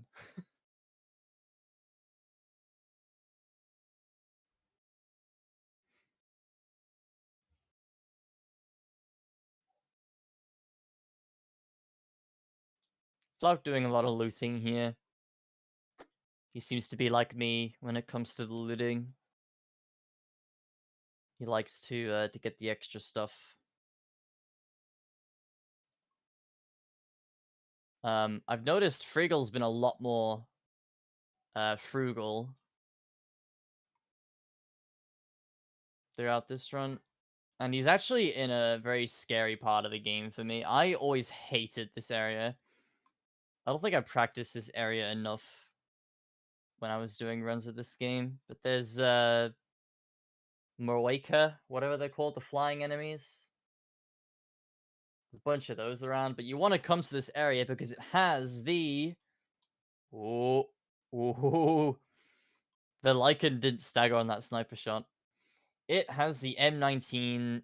I think it's called the M1851 Wolfsbane, which is the most powerful gun in the game. And I'm assuming he'll be using that very sparingly throughout the run. We only use it on hardcore. I only use it on 2 fights, which is Sturm. Sorry for my German friends. I pronounced it wrong. And Mother Miranda as well. Oh, sorry, no, and I use it on Uriash as well. Who Yeah, is, and I Village think... of Shells, I think he used it a lot on Urias, if I remember correctly. Yeah, I think so too. That does ring a bell, yeah. It's because the stagger... It's mainly the stagger that makes it so good on Uriash. Like, one headshot will stagger him. Because the important thing about Uriash is making sure that he doesn't go back up top. And in order to keep him down below, you need to keep him staggered. But we'll be seeing that very soon from Freggel here. He'll be heading over to Uriash very soon. He'll also be heading to the Stronghold first, which is probably the hardest area that isn't a boss, I would say. There's a lot of... you may be thinking, but Heisenberg's factory's got, like, robots and 20 million Maroika in it. No, Heisenberg's factory is absolutely... It's so easy compared to the Stronghold. But I do want to give Flaoc a little bit of love here, because I do feel like we haven't been giving his run too much attention here. He's heading up to Moreau's Reservoir, but it looks like he's doing some additional looting. And I know exactly what loot he wants to get here, and I don't believe that Freggel went out of his way to get this. So we'll see. In fact, no, I don't even need to predict. I know exactly what he's getting. He is getting the extra Wolfsbane ammo that's up here. But he's got to be careful with these enemies here. But thankfully, your sniper rifle is so powerful at this point that you will just one-shot these. And if they're heading at a straight line towards you like that, as you can see, they're very easy to hit. So it's not a huge deal. Now let's see if he doesn't reload the sniper rifle here. Yeah, he doesn't reload the sniper rifle. Dude, Flaoc, he knows what he's doing, man. So he's not reloading the sniper rifle here because he's not going to want to use it again. Also, yeah, there's one more of these enemies, sorry, and he's going to use this flower bag to stagger and kill him there. He's not reloading the sniper rifle because he has the extended mag for it. And he's going to apply that to get a free mag of sniper rounds. But I think he's saving one bullet because he's going to shoot a pig or something with it. That's what I do. I wait until I have absolutely no ammo on it left at all. So, never mind. Flaoc, he hasn't got a heart, man. Nah. Oh no. I take back all my compliments. God. Nah, for real, killing that pig gives you quality meat, which you could sell for 8k, which is actually quite a lot of money at this point, so... Oh! Friggle getting hit by the goat there. Thankfully, it does no damage. Mean go, dude. Yeah. Also coming up to this area... Did he pick up the revolver ammo? I didn't see him pick it up. Fregel? Yeah, no, Flaoc. Oh, I didn't see it. Oh, Freggel's coming up here now, I see. Right, okay, so he is actually going to get... I was going to say, dude, especially on Village of Shadows, you're going to need that extra revolver ammo. But he doesn't kill the pig, so, I don't know. He's even doing the pause buffering to open up crates with saving IGT. That's how you know you're a speedrunner. But yeah, coming up here also gives you the Lucia's key, which opens up a chest later in the game that has a very valuable item in it as well, and it also gives you a rare gem which you can sell for money. So it's like very, very good to come up here to get loot. Yeah, it must be just muscular memory, saving the time more than doing it. You know? Yeah, definitely. Yeah. May I ask why Fregel has 2 hits on the He overlay? has 2 hits. I Oh no, believe he it's only has. one. Maybe. Yeah, Yeah, he got. it's only one. It's only one. Yeah, maybe it's a mistake. Yeah, it's okay. He got hit by the goat, but it did no That doesn't damage. count as damage. Yeah, Yeah. it's only 1 hit.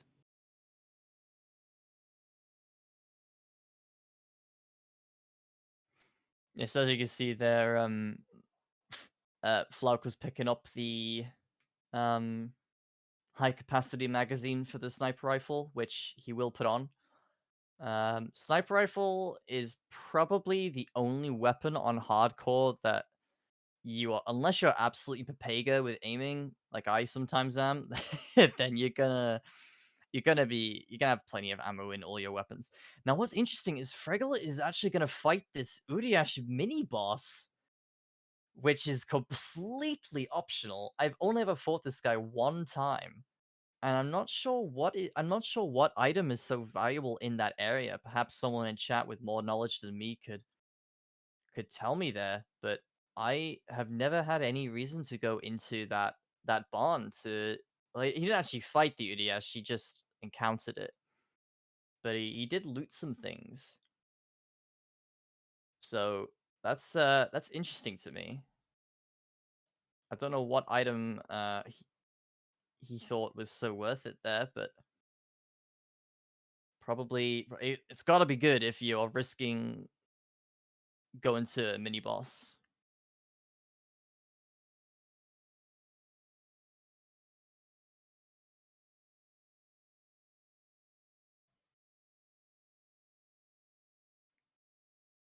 Fregel taking a very interesting approach here in the beginning of this stronghold. I'm not too used to seeing this, but he's sniping the enemies, and that is what we call intelligent. Very good strat there. Not too many sniper rounds left, but I think he still has the high capacity mag to use on the sniper rifle, so he should have a free. Oh no, I guess he doesn't, because he's reloading there. I don't even remember seeing him loot the house with the high capacity magazine in it, to be honest with you. Maybe he have it. I don't know. We'll see It right now. doesn't look like he had it equipped, but Maybe it's in his inventory. but to be honest, the sniper rifle's not really that helpful here in the stronghold. But I mean, I don't use it at all in this. Oh no, I do use it in the stronghold. That's a complete lie. Oh, he's crafting the ammo. I see. Okay, interesting. That's not something you see very much in Resident Evil Village. Crafting ammo is a lot less common in this game. But I guess on Voss, you kind of need to. That's really good. I'm loving these Village of Shadow strats here. Very different than what I'm used to. This Need to see Archer how the dude. Lycans are like left 10 HP after the second sniper shot if you don't headshot them. Can be very risky because some of them have arrows and can immediately hit you. Yeah, the Archer Lycans are arguably the most dangerous Lycans in the game. In fact, I'll rephrase that. They are arguably the most dangerous enemy in the whole game, I would say.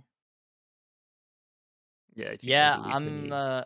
I'm not surprised that he's not happy with how many sniper rounds he has, because he is very low. What I would do if I was him right now is I would pick up the sniper rounds on the lower left. So once he's killed these 2 Lycans, I imagine he'll go back down to the ground here before pulling the first lever and pick up those sniper rounds. He's throwing a pipe bomb! What a Chad. What an absolute Giga Chad throwing a pipe bomb down there to kill 3 12 HP Lycans. That's a Giga Chad move. So let's see what Flaoc does. Flaoc is... He is fighting the Varkalak? Okay, I have to see this. He wants the money. Wow.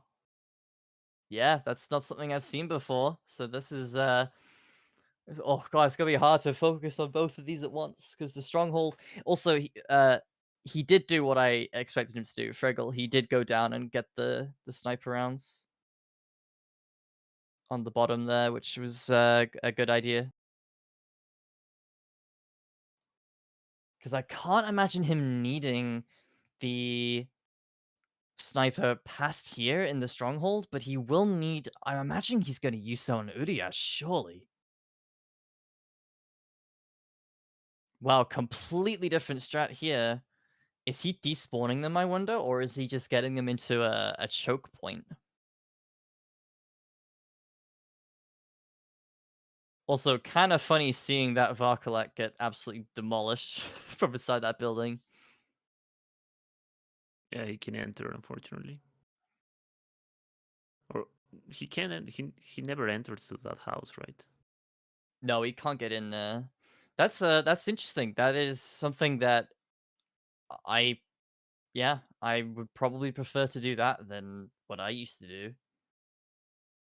So that's a good strategy there, and you get more money from it too. Oh my god. Freggel just made the stronghold look like My Little Pony. That's insane. See, this is what I mean. My run is so outdated at this point that these strats are stuff that I didn't even know about, man. It's good stuff. So does anyone in chat know if Freggel needs sniper rounds for Urias? Because surely he will. But he has at least 5. And there's 3 more to pick up on the bridge. Oh, he gets hit. Yeah, I was gonna say that looks like he's gonna get hit there. Damn. So he repelled down a little too early, and the Lycan snagged him out of the animation. Damn, dude, that timing's really tight. That dodge, that was very nice. Another fairly unlucky hit for Freggel there. To be fair, it did look like he grappled at the right time, but there was just this straggler Lycan at behind the rest of them.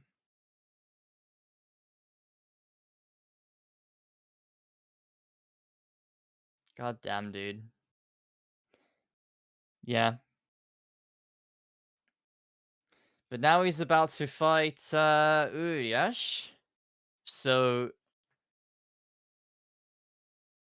he's got plenty of sniper rounds. Yeah, there's plenty of rounds to pick up before the fight here.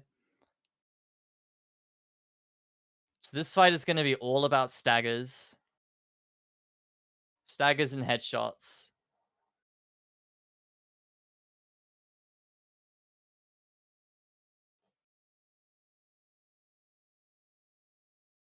So there we go. Starting the fight with 2 shots to the head there. And now he's just going to cycle his weapons. You see how much damage he's dealing to him there? A lot of damage. So now he's going to roar again. And then after this, he's going to try and summon more Lycans, but he's going to interrupt that. Oh, that's really bad news for him there. But I think both the Lycans are dead. That's good. He reacted really well to that, actually. So he did actually get to summon the Lycans, which you really don't want, but Thankfully, both the Lycans kind of jumped down at the same time in the same place, and he was able to kill them both with one grenade launcher shot there. So if you stand right in front of Uriash as he picks up these pillars, he'll just throw it over you.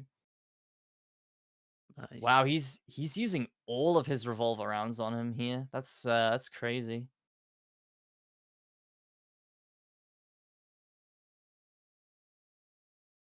And a very smooth Uriash fight. Oh, I shouldn't speak too soon. He's charging. Nice. He blocked that. Very nice. There we go. Ooh, you can see him breathing a bit of a sigh of relief there. Whew.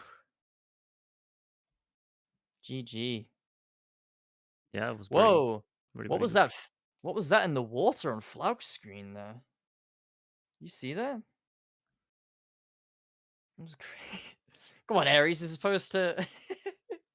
Sorry, what? I was making a joke about the Moreau appearing again. So we have Blasty. He arrived. Hello there. Hello. Welcome Let me send you the to. multi-stream Blasty. You can take this. You have more knowledge Yes. in this game Yes, than please, me. yes, please, yes. Apologies for I being a was- little bit late. Just a little bit where Yeah. one has just killed Uriash and the other is just heading up to Moreau. Okay.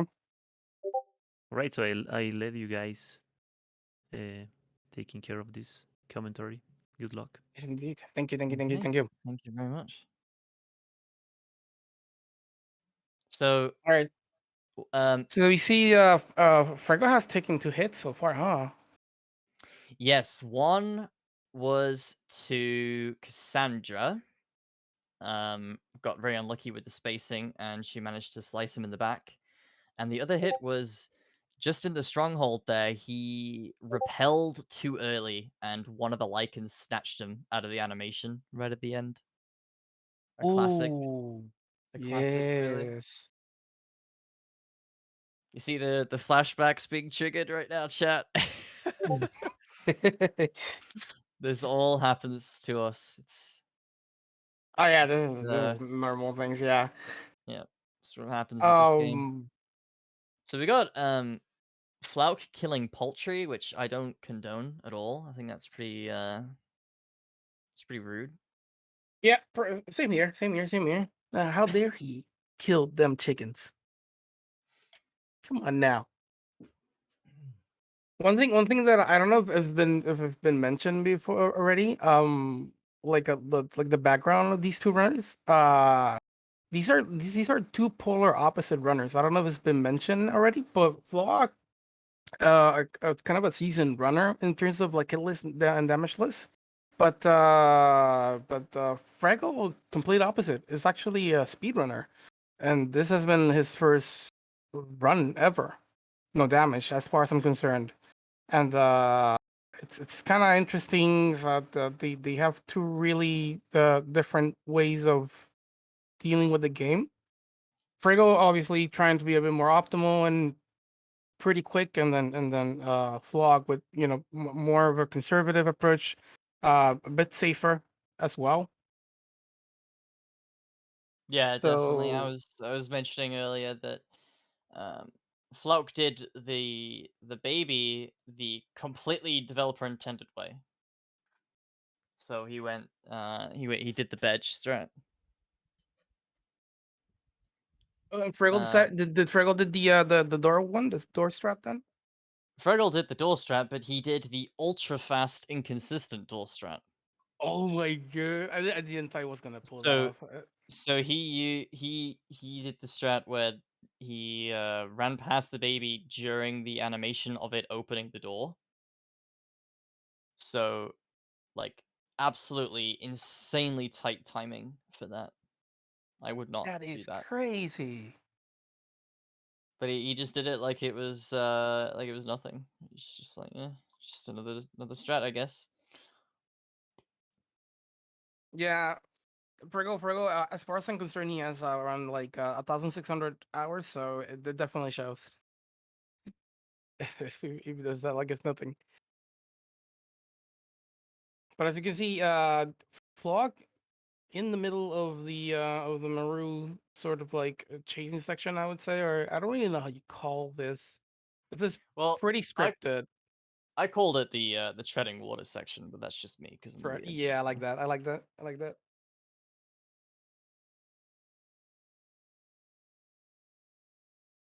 And also we Yeah, have a Frego just entering the factory already,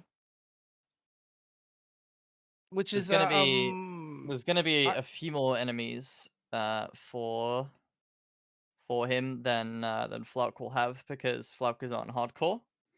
yeah. Village of Shadows adds not too many. I think there's like 6 extra enemies in this area total. But even with those extra enemies, this area, Heisenberg's factory, is like probably one of the most straightforward areas in the entire game.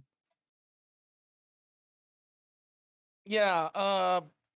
So interestingly enough, yeah, Village of Shadows not only changes the makes it difficult, in terms of like making the enemies a bit more tankier, but it actually makes it more dynamic. So it will, there's gonna be a bit more enemies, and there might be enemy placements that you guys probably already seen before. But I believe this is one of Fregel's better splits out of the whole run, because Pregel does it a little bit different. Plays a little bit. Tries to hold. I mean, as much like good resources in the early, while still trying to be as optimal as possible, so he can then use it later in this run. So I'm assuming that Pregel's gonna have an easier time in this part, because I've seen a bit of what he does, and it's kind of nuts.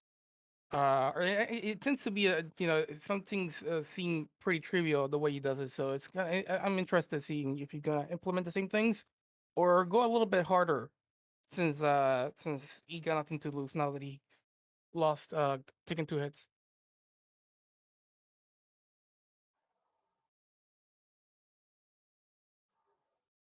All right, Flock just finished the threading water sections. A little bit of just moving this part right here, and then it's all about to fight the boss. Fishman. Yeah, this is gonna be interesting. Now the Do you question is, saw Fregel's way you fought Maru? yeah, of course, yeah, it's crazy. Do you got him stuck? Yeah, that's kind of cool. I am curious to see if we'll see the 7 mines on top of each other for Flauk.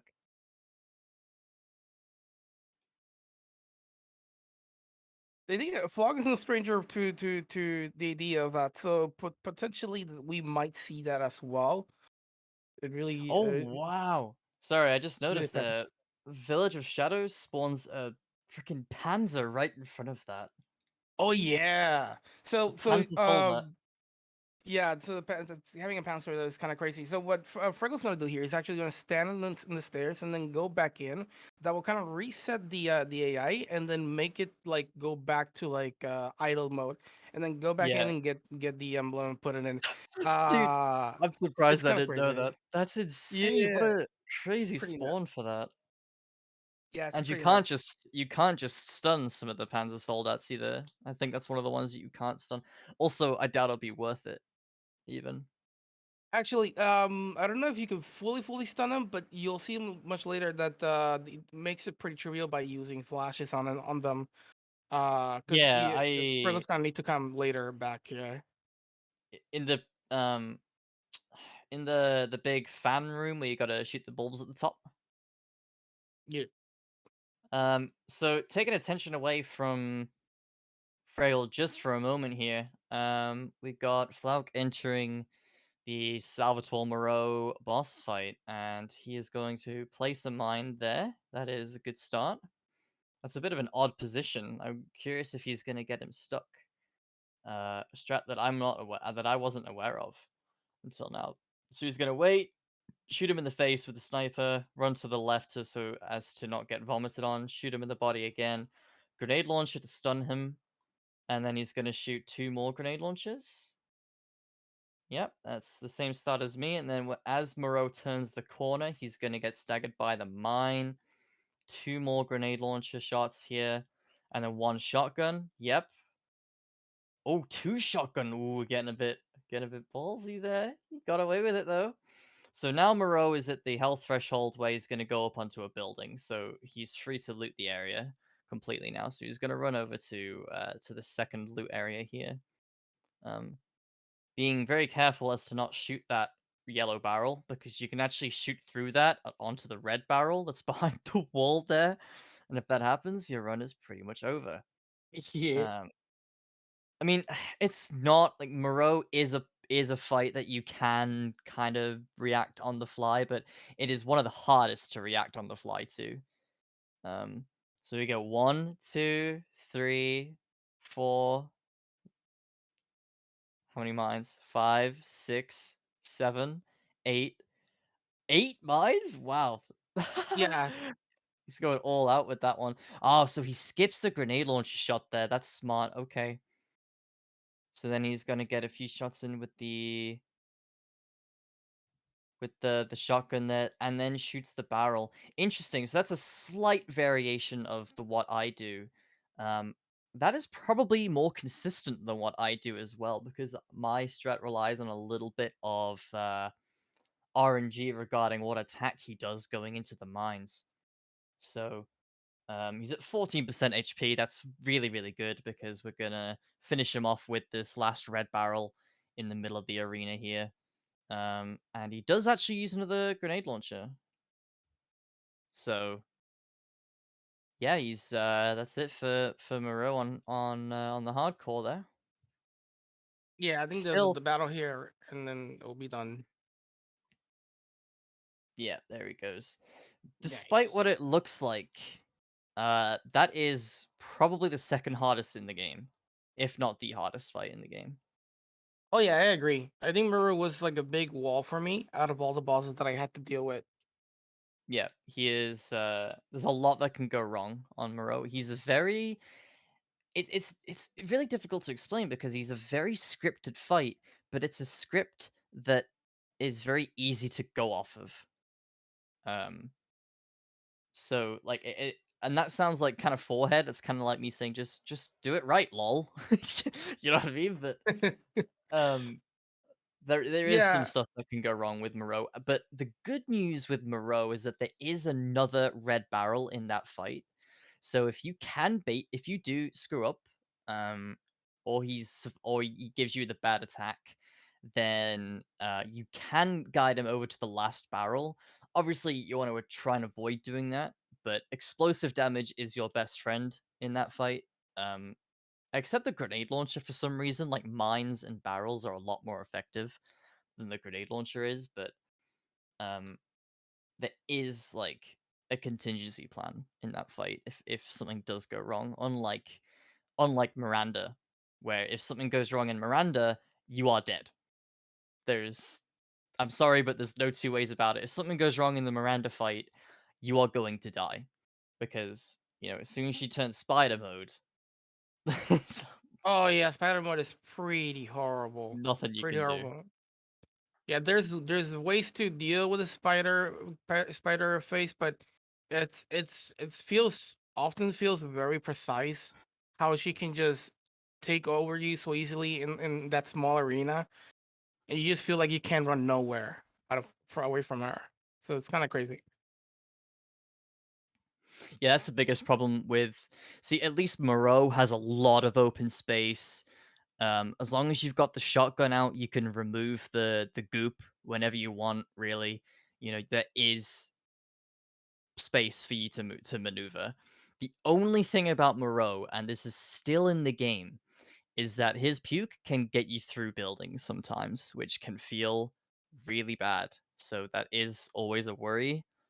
Um, it happened a lot on my first playthrough, and that's why I got kind of annoyed at that fight, because he was vomiting through buildings and hitting me.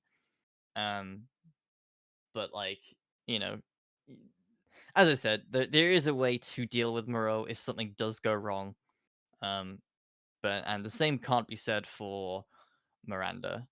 Sturm is another one where you can kind of react retroactively, but you have to have good audio and you have to know your audio cues in that fight.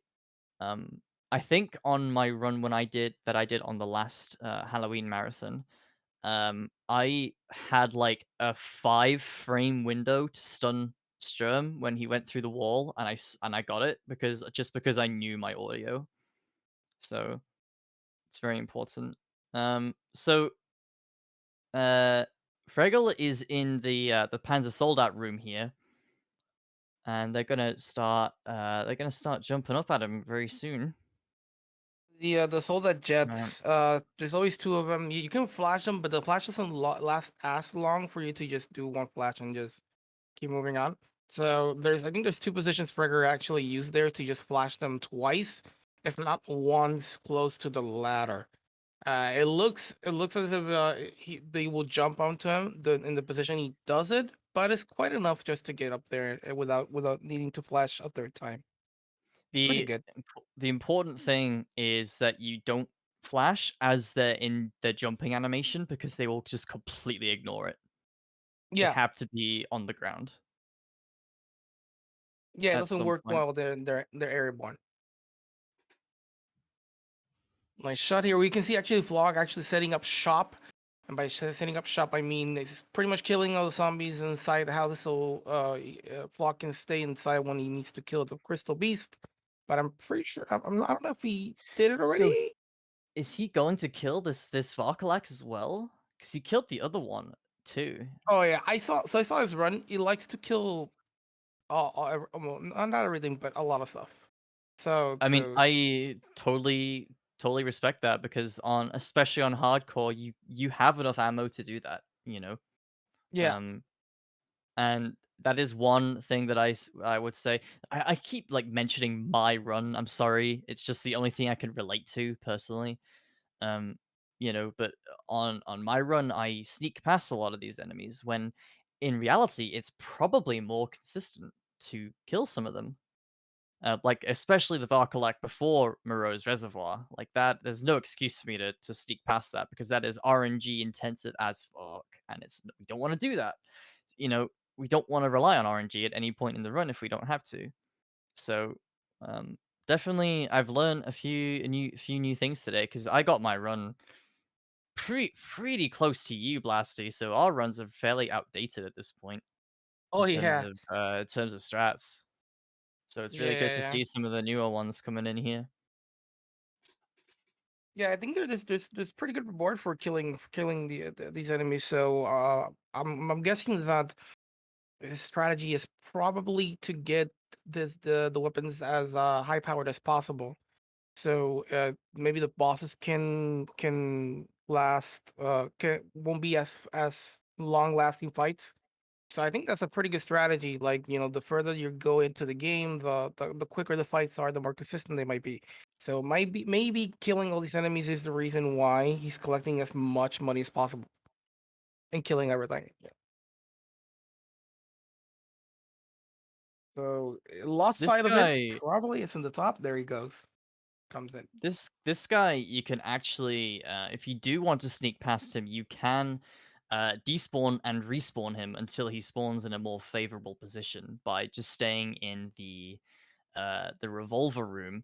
You'll notice that you actually can't walk backwards into that room because the game doesn't want you to see him despawn.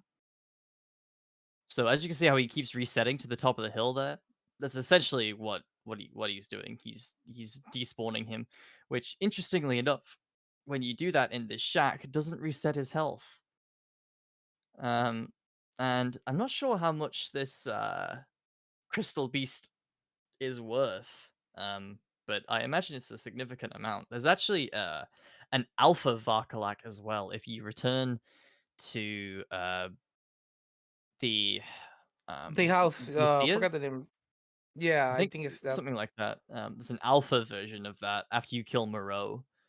Um, so I wanted to discuss these enemies that Fregel is killing here. Their weak spot is this very not weak spot looking red heart on their chest. And some of these enemies have them shielded with they'll shield them with their arm occasionally. Like he is right there. I don't know if you saw that just through the doorway there. He kind of backed up and started shielding it. So they can be slightly difficult to hit, but their attack animation is exactly the same.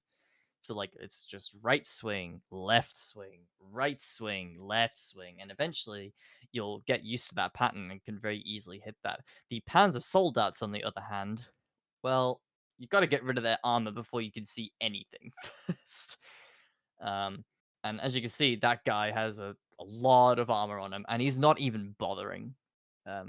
He's not even bothering to remove the armor from him. Yeah, they Because walk like Giga Chats. I actually like their walk. Pretty slow, confident. I like it. I yeah, like it a lot. they're not really much of a Giga Chad when they're facing Fregel, so So I think let's see if Fergal's gonna do something different here or not. Choosing the intended path, I believe. Interesting. So in his run, oh, I see. Okay. This is kind of interesting because in his run, when he did the no damage, I actually saw Fregel going the another direction, which is where you find Stroom chasing you, with a couple of like Moikas at the end of the hall. yeah. And the reason it did that in the run is because it was easier to get past the Panzer up there because it's less narrower. But choosing to go this way and pushing the Panzer out is pretty interesting. I guess the 1-2 flash actually seals the deal and lets them still have the same outcome, which is kind of nice.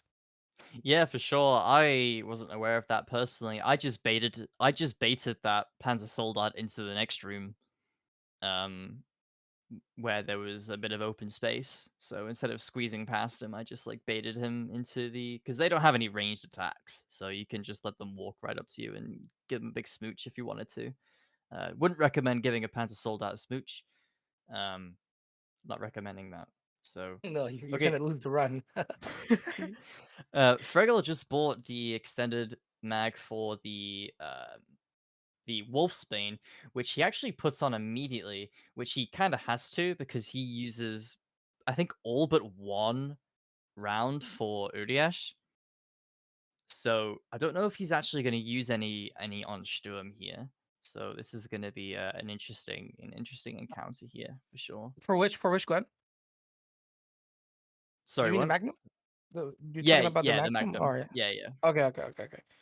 Yeah, so I think Fergal might do the standard here, which is flash, and then as opposed to like what I do or potentially you as well do, um which is Magnum and shotgun is gonna use only Magnum. At least I use shotgun and Magnum. So No, I think I use only Magnum in this fight, and if I use I let myself use like 5 shots, and if I miss one, I'll use the sniper rifle to do the rest of the damage. okay. I don't like I don't like getting too close to him to use the shotgun. So I personally use the shotgun because I wanted to conserve Magnum ammo from Miranda. But honestly, Well, it's not a big deal. Like I it. don't I don't put on the high capacity cylinder until halfway through the Miranda fight, so I've still got like 4 or 5 shots for Oh, Miranda, and then I put yeah. on the high capacity mag, and then I've got all those as well. Yeah. Same here. The highlight of Miranda though is the 11 mines placed on top of each other. That is pretty nuts. Never did it. All right, Frego, close to doing the Carl Heisenberg fight. Let's see if we get the swaggiest entrance towards this elevator. Yeah, if he doesn't propel himself with the rocket, then the run's invalid. Pretty sure he's gonna do it for the. No, he's not gonna do it. No way. How dare he? He very well knows about that and did not went for it. Interesting. Okay. Ares, can we add another hit to Freggel's counter, please? I agree. I am for it. No, of course we're joking. So, this is the only time in the game where you guys have to ignore the SRT health bar in the top left, because despite your health not updating when Heisenberg hits you, this does count as damage. Because the SRT is looking at Ethan's health and not the vehicle's health, right? So your vehicle will get destroyed. If you take enough hits, and your screen will glow red. So we count these hits here. If Heisenberg hits you, we count them as damage. And Heisenberg he can be difficult. So he's got 3 weak spots, which are indicated by the not so weak spot looking red glowy bits on his body.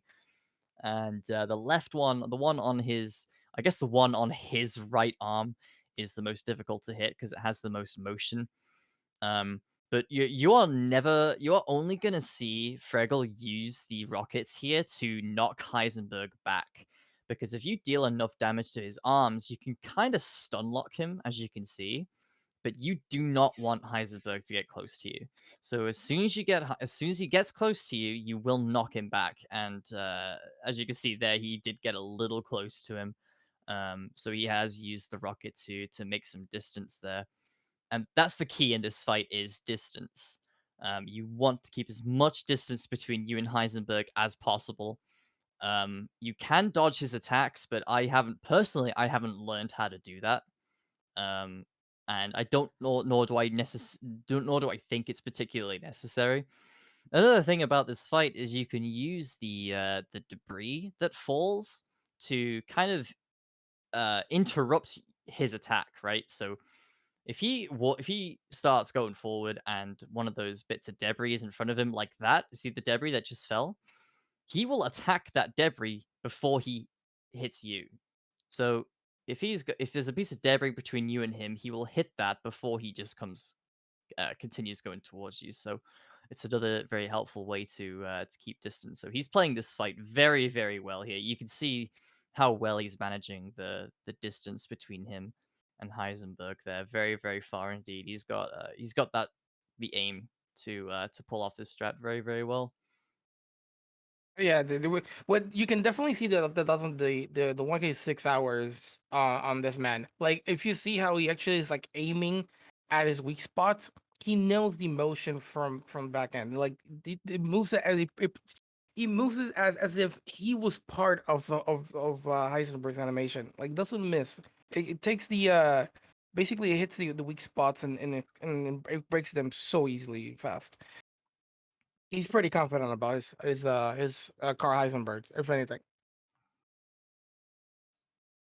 And we're probably gonna see here the classic Phase 2 way of killing Carl with a shotgun. It is not cheese. If anyone calls this cheese, they are incorrect. This is a strategy. This was intended by the developers, not cheese. All right. If anyone wants to fight me, then please don't, because you'll win. But this is He's not cheese. blinding himself. He's hey, now looky, you went already this deep. You can't look. So yeah, if anyone doesn't understand what's going on there, essentially he is stun locking Heisenberg with the shotgun, which you can only do with this shotgun with specific upgrades. But if you stand right in front of him, normally, he will hit you. But with the stun lock, the attacks that would hit you don't have the time to be performed, so you don't get hit. Basically. I think it's every third hit stuns, right? I believe. I think it's every. Oh, I don't know about Voss. 2 or but 3. Yeah. He had more upgrades than I usually do here, but on hardcore, I'm pretty sure it's 3. But it looked like he was staggering every 2 for him there. Because I don't actually really upgrade the shotgun much at all. I upgrade it to the bare minimum that you need to be able to pull that off. I do I feel didn't very even know you bad had for. to upgrade it. Yeah, you need at least one upgrade on it to be able to pull that off. Unless I'm just bad and I wasn't doing it right, which was more than possible. I do feel a little bad for Flaoc, by the way. Chad, I know we haven't given him a whole lot of attention here, but he has just been looting for the last like 25 minutes. A very good thing to do at this part of the game before you head to the stronghold. So just while we explain the parts that Freggel is doing, we'll have plenty of time to catch up on Flaoc, and because he is on a absolutely phenomenal run at this point. It's just not very easy to explain what he's doing when he's basically just looting, and Freggel is tackling the new content. So don't worry, we will be. I am paying attention to him. He's doing fantastic. I do feel bad that we haven't been giving him as much attention. Now, Freggel is approaching the single hardest section in the game for the run, in my opinion. This whole section where you play as Chris, very, very hard. I have got a personal favorite strat, 100% consistent strategy for the artillery section, but for Village of Shadows, I think it would work for Village of Shadows as well. But I'm very interested to see how Freggel is going to handle this section here. The reason why this section is so difficult is just because of the sheer amount of enemies that you have to clear, and um, don't get me wrong, the guns that you get here, and you can vouch for this, Blasty, the guns that you get here are very strong. Mainly this assault rifle. This assault rifle is very, yeah. very strong. But other than that, like, you have to know the lichen spawns. You've got to keep enough ammo for the boss afterwards, who's not easy either, Uriastracia. He's not a particularly easy fight either. There's one section where the lichens are infinitely spawning until you call an artillery strike. And if you start staggering those spawns, you're just going to make it harder for yourself. So you've got to figure out these techniques to try and manage the spawns as best you can. So he's just going all out with the grenades, which is a very common strat here for the Village of Shadows. Works like a charm, got to admit. Very, very good. I can't do that personally because I need those grenades for this strat here. And I wonder if he's going to do the patented Carsey Shuffle. Oh yeah, we're gonna see the Carsey Shuffle. We're gonna see the Carsey Shuffle sped up by like 3.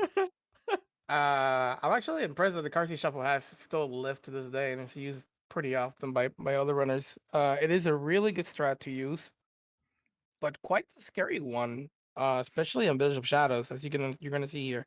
He's gonna be strafing left there and it right, is. and you're gonna see like arrows going past him like nothing, and like dodging everything like he has the eye in the back of his head. And once he gets really close to this gate right here, he's gonna start using the laser. And there's sort of like a visual cue that I use around the stairs a little bit further than to just charge and just walk in while you're charging. So when you arrive here, you don't stay inside this house, this room for a long time because Lycans can walk in and interrupt you, right? And something to pay very close attention is like the way where you aim and how you like aim outside the window. If you aim to the right, you will lose that charge. It's very important that you do not aim to the right side because you will lose the charge. So it has to be closer to the left, like left corner, top right corner of the window. And like I said, charge it from around these stairs here, and then start walking in. So Lycans don't block your laser as well. As you can see, like the border of the window, and that's pretty much it. Really good Yeah, stuff by Freggel. you've got to hit either the tower or the like black tentacle Evelyn stuff from RE7, like on that tower. All right, so just quickly before we focus on Flauk's stronghold here, we've got Uriastracia, who I did mention earlier that he's a hard fight, but he's actually not. He is a lot scarier than he looks. He has one attack in particular that can be very sketchy to dodge. But for the most part, strafing his attacks is not that awkward despite the small arena. Um, he has a very limited range of attacks, and they don't have that long range. So especially when he jumps back up top there, you can kind of just strafe to either side of him, and it really is not a huge deal. Again, there is one attack in particular that he has that you can't really do anything about. It's very strange, but hopefully, neither of these runners have to deal with that here. Anyway, that's all I'm going to explain about Uriastracia. You can also use the airstrike on him, which he will do. I do want to give Flaoc a little bit of love up the top there. Sorry, on the left there for his stronghold. He's taking out the enemies very differently than Freggel did. He's taking out the enemies with the sniper rifle. I think this is identical to how I do it. So he's taking out the enemies with the sniper rifle, one shot to the head at this point, and then waiting them to climb up this ladder. And one shot to the head will take out the lichens that climb up. So the spawns are scripted, but there is one lichen in particular that can glitch out. And I believe Flaoc did place a safety mine on the top of that ladder, which you need to ensure that glitch doesn't screw you over, basically. GG to Fregel on Uriastracia there. As you see, fairly straightforward fight. Strafe, it looks a lot scarier than it is. But strafing his attacks is not a huge deal. So now that we've got a little bit of downtime on Fregel's part, we will talk about Miranda when he gets there. But Flaoc is going to do a little bit of looting back here in the stronghold. Yeah, backtracking a little bit just to see if we can get anything that is around. For sure there was a mine there. If Flaoc didn't pick it up, it's definitely gonna pick it up now, or it already did pick it up. One thing to note though, if I'm pretty sure Flaoc did it this way. If you run past the starting part of this stronghold, do not go back there, because they will still be waiting for you there. They despawn once you gotten close to the gate, but going back to the beginning, if there's something you miss, you might encounter some lichens there waiting for you. One So, lichen yeah. in particular can be particularly annoying, which is the archer.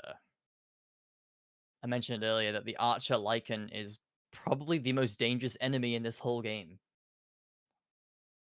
Oh, I agree. Because it's it's not like Dark Souls where arrows are slower than snails. This is Ori Village. So let's have a look here. Yeah, Flaoc is placing the mine in the exact same spot as me. He's going to jam himself in this corner, and he's going to wait for the lichen on the right to approach that barrel. So the mine is going to kill the one on the left, and then he's going to shoot the barrel straight afterwards. And he's going to get the shotgun out, because sometimes there can be a lichen in front of him here, but there's not, so he's lucky. And what he's going to do is he's going to wait here. He's going to wait for the last lichen to start jumping on the wall. There he goes. Oh, he actually shoots the barrel for safety. That's interesting. Okay. Yeah, see, safer strats here, guys. And as I keep saying, there's no shame in doing safer strats in no-hit runs. I can't stand people who are like, but this strat's faster. You should do this instead. Nothing is about speed when it comes to these runs. If you want to get the no damage, I mean, it just goes to show you, despite how good of a run Fregel has been on, he has taken 2 hits, and Flaoc has taken none so far, because his strategies have been a lot safer. Yeah. And 2 hits is a fantastic run, by the way. Again, I don't mean to diminish his run in any way. It's absolutely insane. Yeah, crazy stuff. Yeah, definitely. Frego choosing the more riskier approach is definitely gonna be a little bit less consistent throughout the whole run. Flaoc being a bit more safer, getting more resources, trying to get the damage higher. Uh, it's slower, but it yields better results in the long term, and we're definitely seeing that from Flaoc.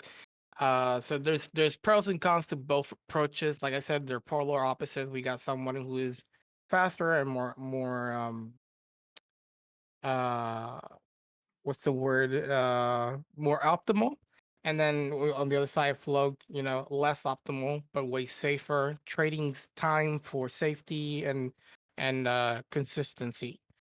So right now, Yeah, Fergal's about to enter Miranda absolutely. fight, and I do want to talk about this guy's approach to Miranda. Likes to play him really close, as you can see, forcing Miranda to just walk back from the first action Miranda likes to do, and then on the second one, attacking Fregel, but Fregel just just really good at strafing.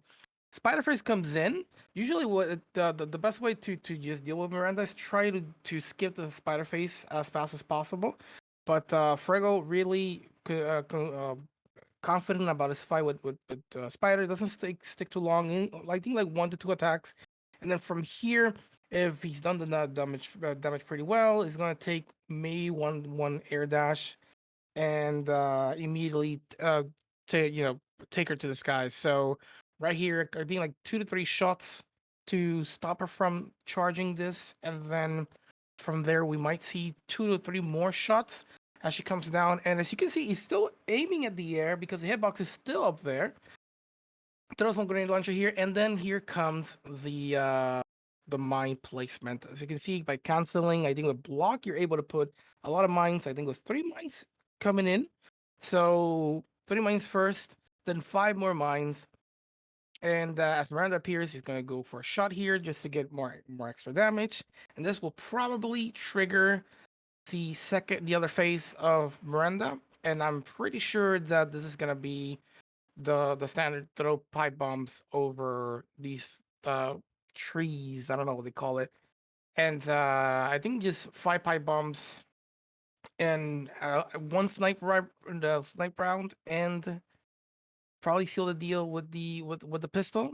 Oh, waiting for her to come down. I think it'd be interesting to yeah, he's just waiting for her to come down. But there you go. And then I think now she's supposed to just really go for the last phase, because around 3% in the SRT, she's prone to just do the last phase. And then from here, I believe the just mashing or just holding down the shot button will just take care of her pretty quickly. See, this One of the this comfortables. was Oh, always, sorry to interrupt. This was no always worries. a problematic section for me personally when I was. Yeah, you see, that is exactly why this part of the game sucks, because that final QTE, you can shoot her wing with the sniper rifle if you spam her. Now, I want to tell Friggle the way that the solution that I had to that, right? So what happened there was he was spamming shoot, and a tiny bit of the animation when he shot, he actually shot her wing, and that won't deal enough damage to trigger the next stagger on her. And this was always such an issue because none of us want to die to the final QTE in the game. If you Yeah, by the way, GG, very, very, absolutely fantastic run. I don't mean to. I just want to explain this really quick. Um, you need to shoot her goop like skirt thing, right? You know how if you notice on Miranda, she's got like a black skirt looking thing down below her, just made of goop. You just want to pull your camera down to that constantly, because that is you can then spam the shoot button without any risk of shooting her wing. And that really sucks that Fregel took that final hit there. Ares, by the way, if you're listening, you do need to add a hit onto that. So that is really unfortunate, but to prevent that, you do need to shoot down on the goop skirt. But GG Fregel, 3 hits on that run. Pretty quick. 2 hours 22 is very quick for Village of Shadows. Uh, 3 hits using the risky strats that he was going for, absolutely crazy. The 3 hits that he took were one on Cassandra, the final daughter of Lady Dimitrescu. Very unlucky distancing, I think. ran at the wrong angle, and I think Cassandra did like a leaping attack and just managed to snag him behind, which is really unfortunate. And then he got hit in the stronghold, where you grapple. You saw Flaoc kill all the enemies in that area before, and that's probably why, because that area can suck. Snatched him out of the animation for repelling, and then the third hit on the final QTE sequence on Miranda. If I do encourage any of my strats, that is one that I sincerely recommend people to look at, because it is what I believe to be the only 100% consistent way to do that final QTE without taking a hit. Because you can spam that click button all you want. If you start, if Ethan decides to start shooting at the wrong frame, then you're gonna hit her wing inevitably, in the animation, and that's what happens when you hit her wing. If you go back and look at a clip, you'll probably see some black blood come out on the second to last shot, and that is him hitting the wing. So very unfortunate hits, but that is the fickle mistress that is this game, and coming out of that with 3 hits, despite despite hell and high water, is very, very good. So yeah, GG's, very good.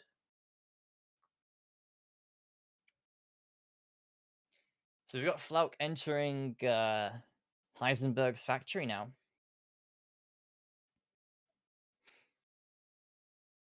So Oh yeah, about to meet Strun for the first time.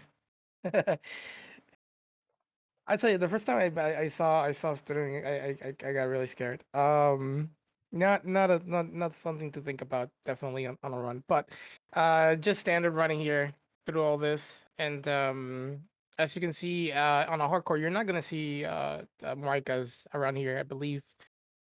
So while hardcore a bit more difficult than the normal, is not as dynamically that doesn't change as dynamic as it does for Village of Shadows. Nonetheless, pretty hard difficulty as well to do a run on. Yep, And I'm absolutely. pretty sure, yeah, pretty sure Flock is very well equipped for this last bit of the run.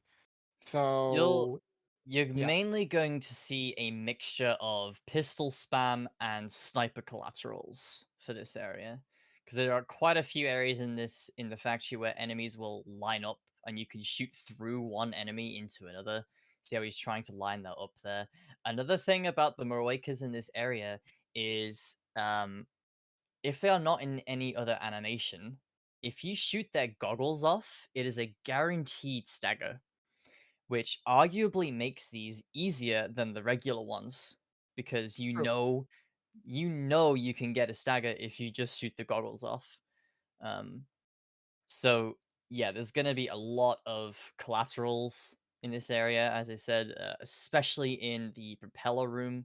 There's going to be a lot of enemies that just line up, and you can shoot. I think you can like shoot through 2 enemies, and I don't think there's any damage drop off either. So um it's a very good use of ammo, but by this point you have so much ammo in everything, like you can pretty much just use whatever you want. um but I prefer to use oh, he's shooting a robot off. That's good. The run's valid. As you can see, he has 271 pistol ammo. Oh, he's gonna So let loose. Definitely yeah, gonna let loose in this part. Because you get there's a bunch of Maricas, you can definitely just kill them all with the pistols. If there's any yeah, just moment you want spam. to like Mm. use it all, because you're not gonna use the pistol after this, I can guarantee you're just gonna let loose and have fun. I definitely would have. So we will see if Flaoc is gonna choose to use all the pistol rounds here, or use any other type of weapon. We've seen this maxing out the sniper rifle and the handgun as well. So interesting here. What is intriguing me the most, however, is that he is not replacing the shotgun with the tac. Yeah, not gonna buy the So STY. Staying with the tech actually. Pretty interesting. Not only that, he actually maxed it out as well. yeah, I'm very curious. because the shotgun that you buy from the Duke here is amazing. It is an incredible shotgun. Way better than the other shotguns in this game, in my opinion. Just in every single way, it's so superior. Um, so I wonder So if we're gonna see flashes and sniper rifle for Heisenberg then. In that case, because that's yeah, now gonna that you be that's gonna be the interesting thing. Is I don't think you can stun lock Heisenberg with this shotgun, even maxed out. I'm actually curious about So, that too. We'll have to see.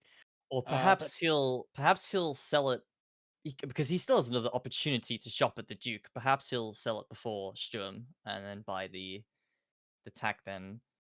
Um, but because I'm not ooh, sure nice how trade much for of a collateral. yeah, there you go. You see what I mean? Like there's so many areas where the enemies line up, and it's just honestly getting collaterals at this area is not for efficiency. It's for fun. Like it's entirely just for fun. This is what I mean when I say like Heisenberg's factory is one of the most straightforward areas in the game because if I'm real with you, if you don't have an insane amount of pistol ammo here, also he's killing this Panzer, which is interesting. It's not a very common strategy there at all. Yeah, completely Um, unnecessary, but choosing to kill it extra money. He's must be. definitely he loves the extra money. Killing like high powerful enemies like that will almost always drop like a crystal corpse of that enemy, and they sell for a lot at the Duke. Um, I think the plan here is use the shotgun here and probably change for the STY the stick later on, since looks like he's gonna be killing a lot of the soldats in here. That means Flaoc will end up with a lot of money, potentially capable of buying the other shotgun for Carl. mhm. If not, then I'm super interested in seeing how his approach towards Heisenberg. But I think that might be the strat for this. Like to juice up as much as you can from the current shotgun, and then you use the other one for later. Coming in here, okay. The basically I think what he wants to do is shoot them to just bring them in, and then just let the machine just kill them for them. Yep, I think these bad boys hit for like half their health, which is pretty insane. And they then here, do. these enemies, by walking to a certain point, they start moving. Actually, one of them don't Actually appear at aren't even all, so they spawned. spawn. Yeah. Yeah, they don't even spawn. So you have to walk in to be able to do this. Very careful here. If you shoot them, they kind of tend to retaliate close to you. Kind of scary because they attack pretty quickly if you're not aware. But good distance from the Malaikas. That is scarier in Dimitrescu's castle because they do that there also. But in like places like the bloodbath in the basement, you don't have the space to maneuver as you do in here. True. So, but as I said about earlier, is he gonna use a what a Chad? I know, What a dude. Chad! Using the grenade launcher to knock out all 5 of those. I respect that. I respect that immensely. So he's got a good repertoire of flame and explosive rounds here. He will need at least 2 explosive rounds for the Panzer Soldats later in the big bulb room, I'll call it. Because on hardcore you can just literally like walk up to their face again, give them a smooch, and they'll stay stunned long enough for you to just walk past them. Um, but very occasionally you will need to use a third one. Um, Again, as we said earlier, it doesn't work if they're airborne. So he's placing a mine next to that cracked wall because he's gonna bait the Panzer into that mine, and it's going to simultaneously severely damage the Panzer and break the wall as well, which has some goodies behind it. You guys, So, Fregel will be joining right now. Oh, nice.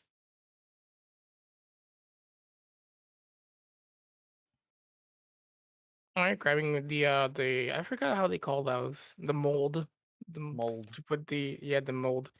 Getting a free shot here, something that honestly pretty optimal, very convenient to do it right there, just to get a shot in real quickly as it comes down, and then mine breaks the wall and allows him to do an extra shot right there. And Hello there. hello there. Hello. GG's on your run. Thank you so much. Wait, let And me I have block my camera for now. I have to say, all three of those hits that you took were just tragic. It could nothing do against this. Like the Can most I? tragic that technically is the final hit. The most tragical is the final hit Yeah. because if you don't get the stagger on her, it's like yeah, GG. I have found a way to make that 100% consistent. If you know, like Miranda's below her torso is like a black skirt thing, like made of goop, right? You can actually shoot that in that phase, right? So if you just pull your camera down constantly, you run absolutely no risk of shooting her wing, because I think that's Okay. what happened there. Was you shot her wing on the Exactly, third to last exactly. shot, right? And you don't get the stagger. So I actually found out another way like that worked for me so far, and that was just holding the mouse as steady as you can, like not moving it at all, and just shoot. Just spam the shoot button. That worked 100%. But obviously, in an event like this, of course, that has to be the no, first time it's not there's- working. there's no such thing as 100% in tournament setting. Yeah. Oh yeah. No, but we've all been there, man. That I remember the hours I was sinking into that Miranda sequence. Like, how are we going to get that 100%? Because no one wants to die to the final QTE. And yeah, on Cassandra, I think I don't really understand what happened there. I think maybe you The just range. ran at a slightly wrong angle, and she did a jumping attack. Is that what She has happened? two attacks. She has two attack patterns. So technically she has three attack patterns, but only it's two. It's either the 4-hit combo, which she's doing, which is the easy attack combo. Yep. And she has the lunge attack, which she's doing. And she's doing the And lunge attack. She's Is that doing the one that got twice. you? That is the one that got me, yeah, because that has an Yeah. insanely large hitbox. Like it has an incredible reach. It can hit you like from across the room. At least it feels like that. Yeah, And that's mad. technically the fight works like that. She begins the fight with that lunge attack, and then she's doing 2 times the 4-hit combo, and then she's doing that again. Technically, you can be prepared for that. But sometimes, if you're unlucky enough, she can reach you. It's impossible. Like sometimes, if you're just running around the pillar, like very close around the pillar, you're having a good chance that she just tries to hit you through the pillar, which would be the good thing. But sometimes she just doesn't want to attack. Yeah. And then you're just running and Yeah. running and running for I like a minute. noticed. I noticed you were running a lot there. Yeah. Yeah. Because if she's not deciding to even attack, then yeah, what do you want to do? What can you do? Because you have to you have to let her come close, because otherwise she just doesn't want to attack, and you could run for a minute. And the final hit in the stronghold, where the Lycan just didn't want to jump on the wall, and then he was waiting for you at the end of the of the rappel. That is just the timeless classic, honestly. And again, that specific strat, coming to the beginning of the zipline with a flash, then turning around. Once the flash loses its effect, you explode the first Lycan that's right next to you, shooting an explosive round, and then going on the zipline. Worked 100% of the time, every single time. But not in an event, obviously. No. Just no. Yeah, man. No. There's the fickle mistress that is this game. We also decided to add another hit to your counter because you didn't rocket boost into the elevator before Heisenberg. Hope that's okay. So, You, you're you on. you give another hit if I'm. I don't get it. No, I'm messing around with you. Don't worry. It's a joke.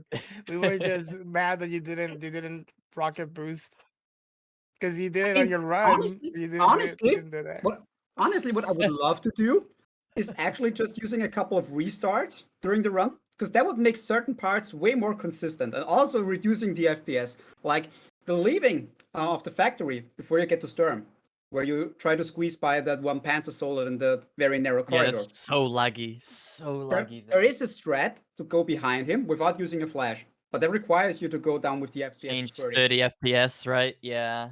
And I was about like Yeah. I was saying, if I would commentating my own run at this point, I would have just done that, even though technically for a no damage it wouldn't be allowed. But honestly, it's 100% safe. All you do is just double flash and you just walk through, and that's basically what it is. Like there is no difficulty in this part at all. If you're using the flash.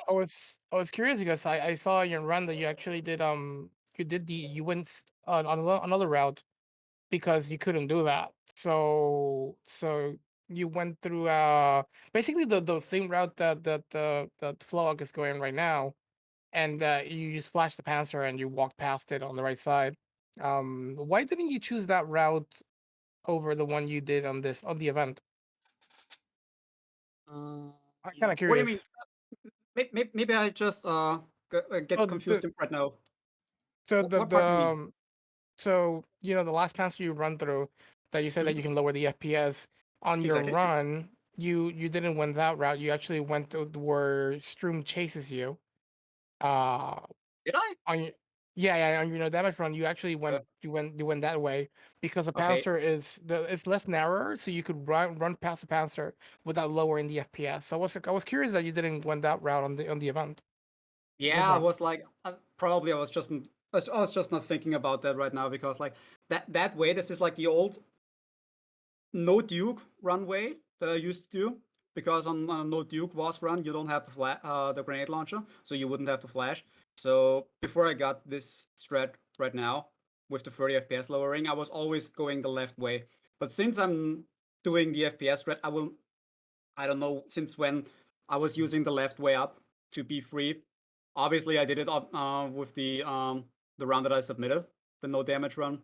But there was no real reason. Like technically, it doesn't really matter. The only thing is you can easily do the passing behind him with the crouch without lowering the FPS. You can do that, but yeah, it doesn't really matter, because as you saw at the end of the day, the inventory is stuffed with items. Like I could have crafted another 10 pack of flashes if I wanted to. Like there's so much stuff to pick up. Yeah, I noticed you were quite you had to be quite frugal with the sniper rounds in the stronghold. When you entered, you didn't have that many sniper rounds. I noticed that. Dude, I have to tell you, in the castle section at the beginning, I was getting so many shotgun shells. It was insane. I was ending up having 20 shotgun shells at a part where you're usually having like 7. Yep. Like Yeah, this is insane. yeah. Like the game just gave me with almost every random box shotgun. And on the other hand, obviously for the rest of the run, I didn't got almost any sniper bullets at all. Like it was insane. And yeah, Yeah. I mean, I was thinking for a moment, dude, I can craft sniper bullets if I want to. I completely forgot that. Yeah. I really forgot that I could craft them. Yeah, GG's though, man. Like getting 3 hits with the risky boss strats that you do, those are really good. Yeah, And they're actually not you risky, to be honest. all right, for a Giga Chad like you, they may not be risky, but for the average Joe, those are pretty risky strats for Villager Shadows. So But I have to say, I think it's very, very interesting watching Flaoc with the hardcore run right now, because since hardcore and VOS is so different from each other, especially when you're looking at the money situation in hardcore is so much worse compared to VOS. Because when you think about the beginning part, every crow at the beginning part has the ability to give yeah. you up to 3,000 lei. Mm-hmm.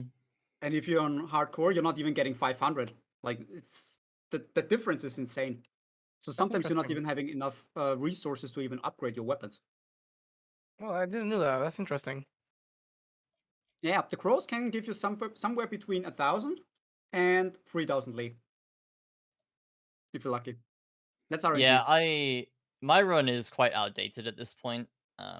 But I didn't even upgrade my weapons like barely until Lady D.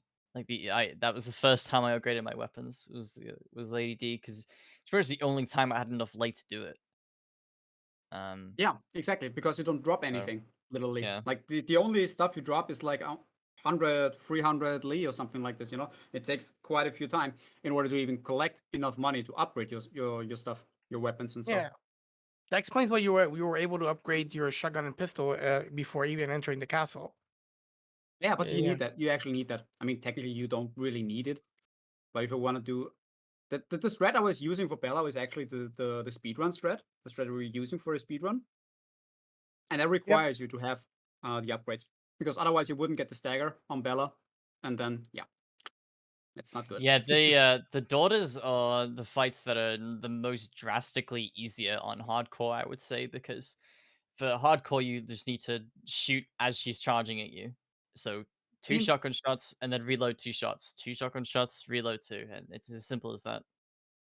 To be honest, But- for me, I did a hardcore run a couple of days ago because I downpatched the game, so that the SRT is running, and then I needed to unlock Voss again. So I did a fun hardcore run.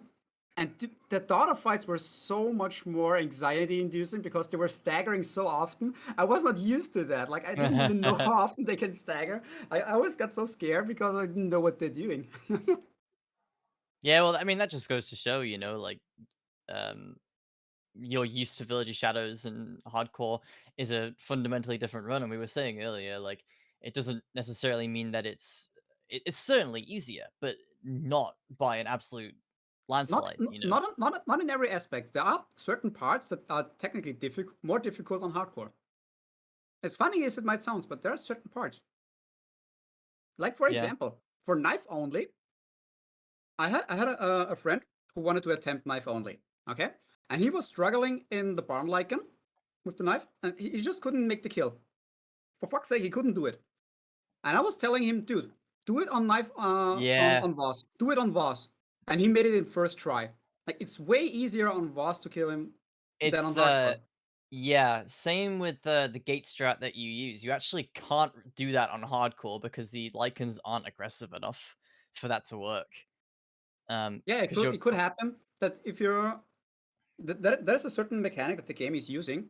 The two closest enemies next to you, they are going to attack you. If there are any more enemies around you, they're just staying idle and passive the whole time. So if you're unlucky and you're not able on hardcore, that can happen very easily.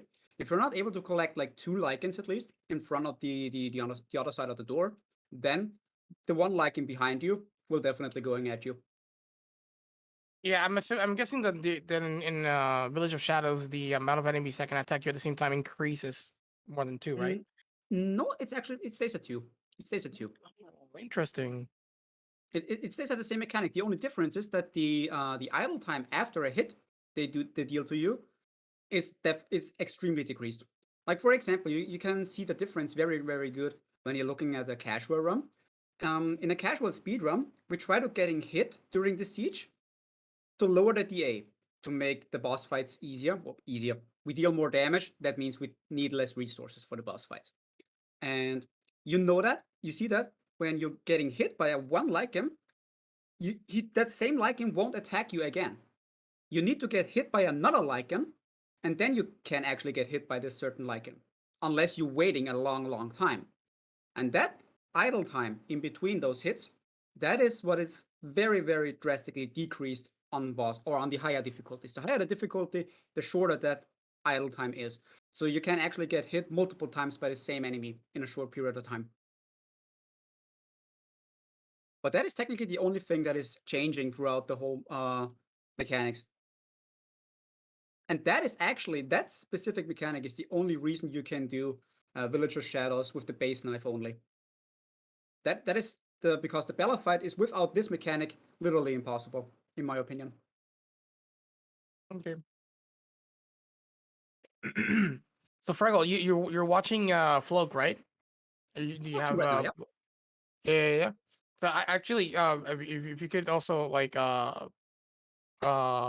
join us in commentary, so I would love to hear your input about what Flaoc's decisions are currently in the factory. So I right now he don't know was exactly where he is right now. So he's right now reaching the final part of the factory right before he reaches the storm fight. He was now doing a little detour and collect the barrel upgrade for the Magnum, so it deals actually more damage. And he also puts in the second mold for that little ball puzzle.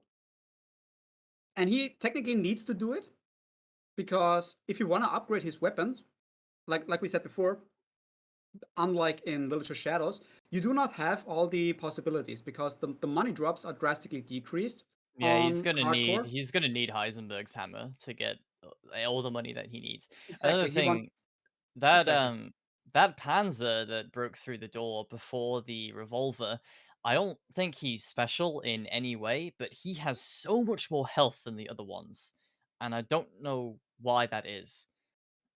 Probably because it's a special event. Like he's protecting a very good part. Like it's an important thing. If we want to look at a casual playthrough, it's the upgrade. It's a damage upgrade for the strongest casually obtainable weapon in the game. So it's actually it makes sense that they actually make the enemy that is protecting this specific part actually a little bit stronger. Like that would make Oh, actually very good sense. yeah, 100%. But I just find it a bit strange that there's no like visual differentiation between that one and the regular ones at all.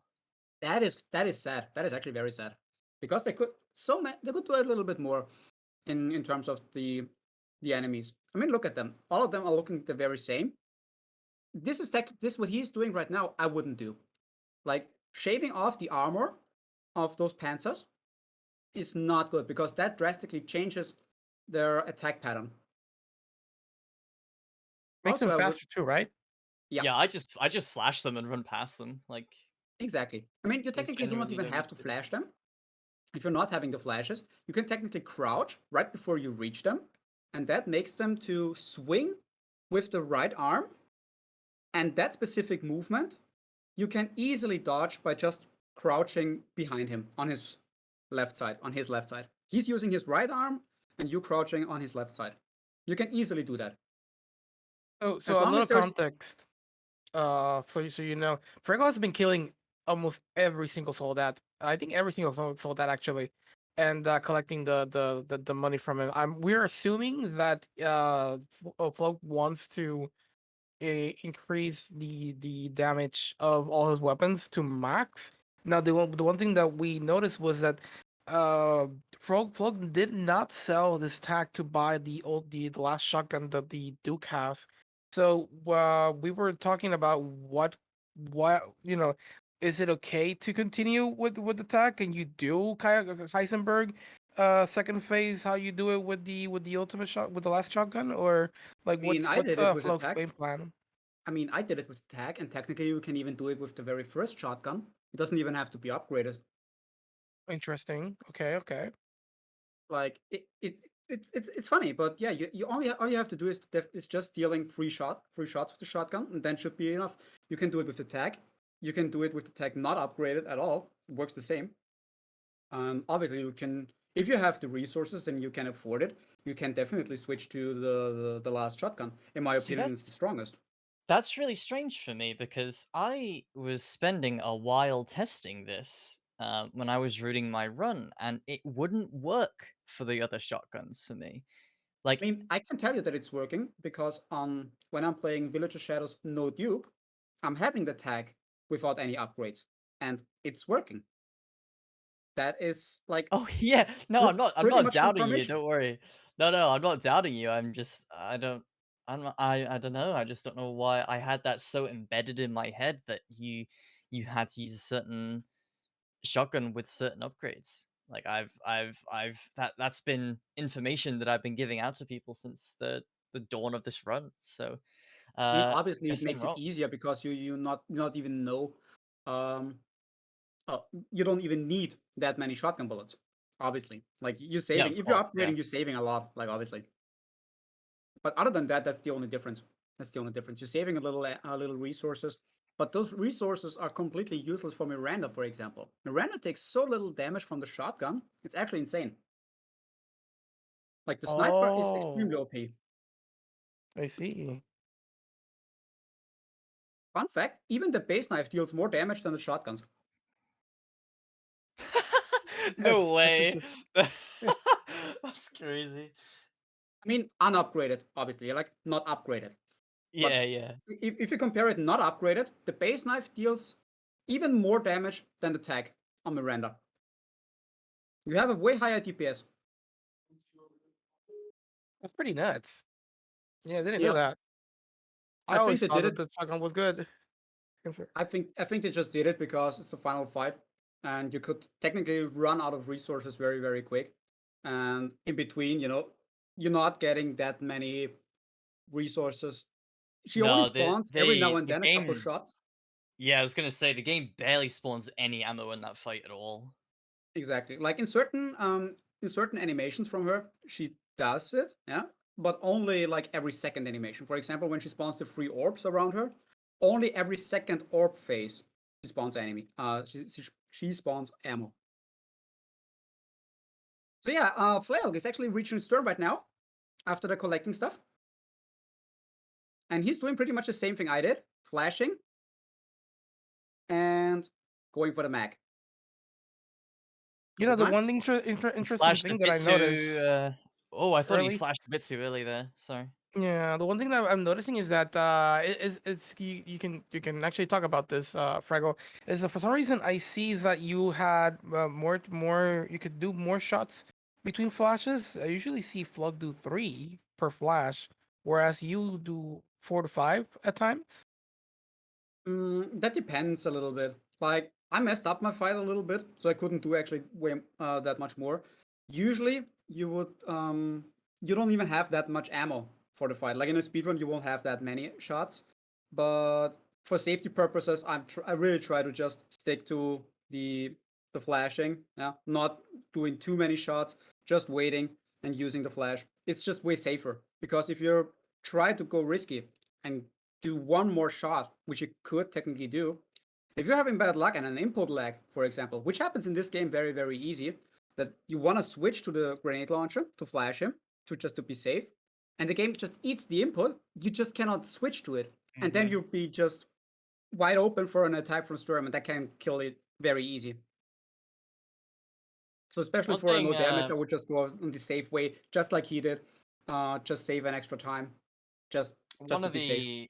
the other differences as well is between hardcore and Village of Shadows is you use correct me if I'm wrong, all but one of your revolver shots on Uriesh after the Um, stronghold.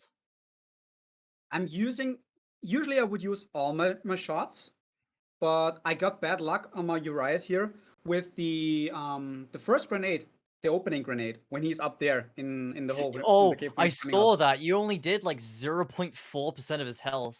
I saw that. Exactly. Yeah. Like Ethan just like he shaked a little bit during the shot, and that caused the grenade to go too high, which causes the grenade to not deal enough damage. So I messed up the stagger with it. I had to flash during his roar.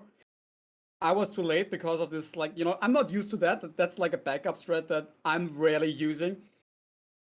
And yeah, like I had to deal with the extra lichens. It wasn't hard, but usually like if everything is working correctly, I'm using the last magnum shot the moment he's coming down. The moment he jumps down, I'm having no mag shots at all left. And he would be at like 20% left once he comes down. That is like the regular way. But yeah, Flo- if you just mess up one shot, it's not working anymore. Sorry to interrupt you here, but just want to commentate a bit on Flauk's Heisenberg fight here. He had to use the rocket super early there to knock him back. I said earlier the key to this fight is distance. Keep as much distance between you and Heisenberg as possible, and if he does get too close, just use the rocket to Exactly. throw him away. But as you can see there, the motion of that left arm, his right arm really messed up Flauk's aim there because he attacked the debris in front of him but he's still good here. If he gets this left arm, he's got another loop. But he plays it safe and goes for another rocket. That was a smart move there. Yeah, I So would do it the same way because like you can mess up this fight very easy. Like if you just miss one rocket, which can happen if you probably aim for one arm with the light of the arm, you can easily miss the rocket. And yeah, if you're having bad luck with his movement after that, it's basically GG. So it's definitely not mistake what he's doing. He's definitely doing the right way by just playing it safe. Because you're not gaining anything. Like the time advantage for this fight is very, very minor. If you're yeah, using more absolutely. rockets. Yeah, and that was really good. That was yeah, he kept the distance really well there. That in terms of the differences between this fight and Village of Shadows, it's essentially identical. It's just Village of Shadows is a bit longer. Yeah. Like the strat is exactly the same. It even feels like he has the exact same speed on hardcore than on boss, and even casual. It seems like he has the same speed. I've played hardcore, casual. I did casual speedruns and I did Village of Shadows speedruns, and I really don't think he has speed differences. At least I haven't noticed any personally. Even the lights don't appear to tank more hits. Like it seems they explode at uh the same as fast on every difficulty.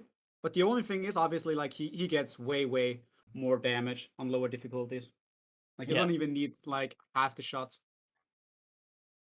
Like on casual, depending on how good you're aiming, with the rockets, he's like 2 rocket. After the second rocket, he's dead. So yeah, the time difference are big. But yeah, as you saw, you can stun lock him with the shotgun very easy.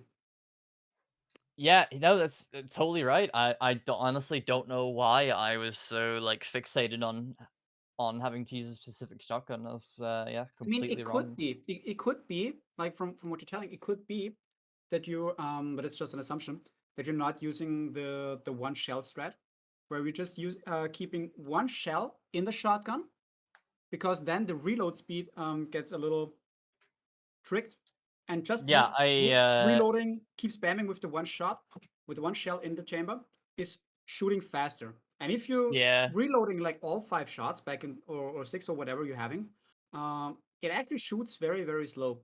And due No, to the slow shooting, it could happen. I don't do that. I do the one shot strat, especially since I discovered its importance when I was doing Lady D, like phase 2 Lady D when she's up in the tower. I used it a lot there, so I don't know. I think I'm just maybe I was half asleep when I when I was doing it or something. I don't know. So he's coming up to the Chris section now, which I would consider again. I considered this like the hardest area that isn't a boss fight. I think is this Chris section just because of the sheer amount of lichens and things that can go wrong. I'm gonna bet that he's gonna do the roof strat, not the Kasi shuffle. I'm betting he's going to use the Karsi shuffle. I'm not gonna spoil the fun. I'm gonna let you guys see what happens because I've already seen Oh, that. does he have his own? Oh, he's got his No, own. no. I don't. I mean, I don't know exactly like how many strats are there, but I already saw his way of doing this whole section. So I'm not gonna chime in and bet. I I'm mean, just gonna let it happen. I only know the Kasi shuffle, and I'm gonna plug this as my own strat, the cosmic roof strat. All right, no, it's cringe, but gonna claim that as my own. I don't even know that strat. Like the only strat I'm knowing is the actual speedrun strat and the Karsi shuffle. I don't even know the other strats because actually I'm using the Karsi shuffle for knife only runs because it's so good. It's working so good. Yeah. We'll see if he does it. If not, I can try and explain it. It's I don't know if it would work for Voss. I'm sure it would.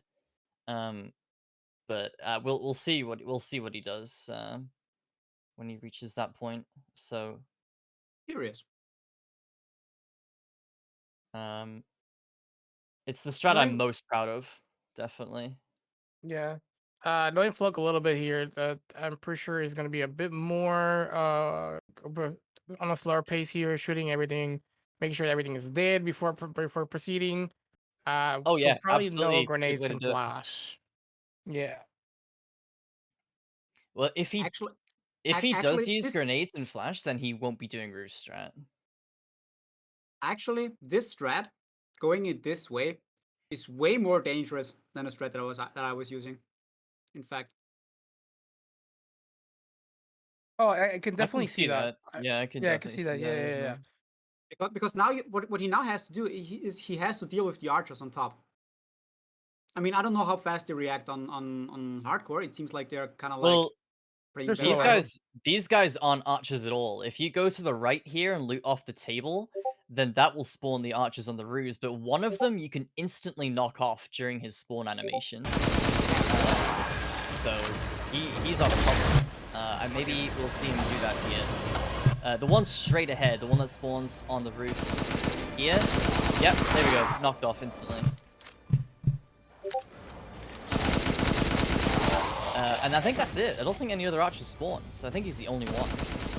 Yeah. Not like I tried so many times to get through this part on my routings, and the only way I could do it was just with the speedrun strat, because so many times you're just getting hit by those archers, like, and you cannot even do quite something about this because they're having such a precise aim.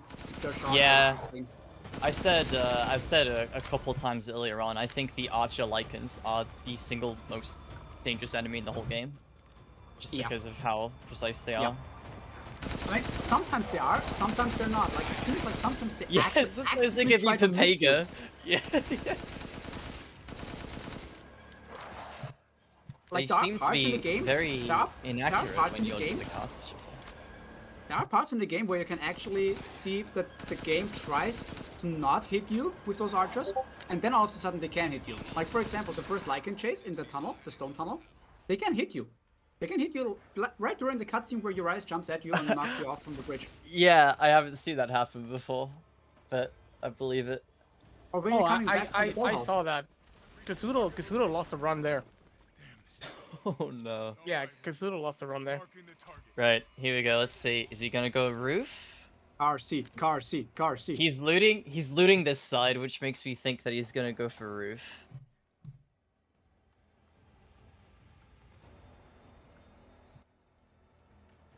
Okay. Looting everything here as well. Seems like he might go for roof. Come on, don't disappoint me. Go for the car C shuffle. No! He's going for the roof, boys. Ah, goddammit. Okay, well, I'm curious. I never have seen this strat, actually. Yeah, so let me try and explain this a bit here. Essentially what's going to happen is the Lycans are going to try and climb up onto the roof from the area that he's looking at. And what he's going to do is he's just going to knock them down as they try to do that. So he's going to start with the pistol for the maximum ammo management. So as you can see, one shot will knock them back down to the ground. And he's going to keep looping this over and over until the target locator is recharged.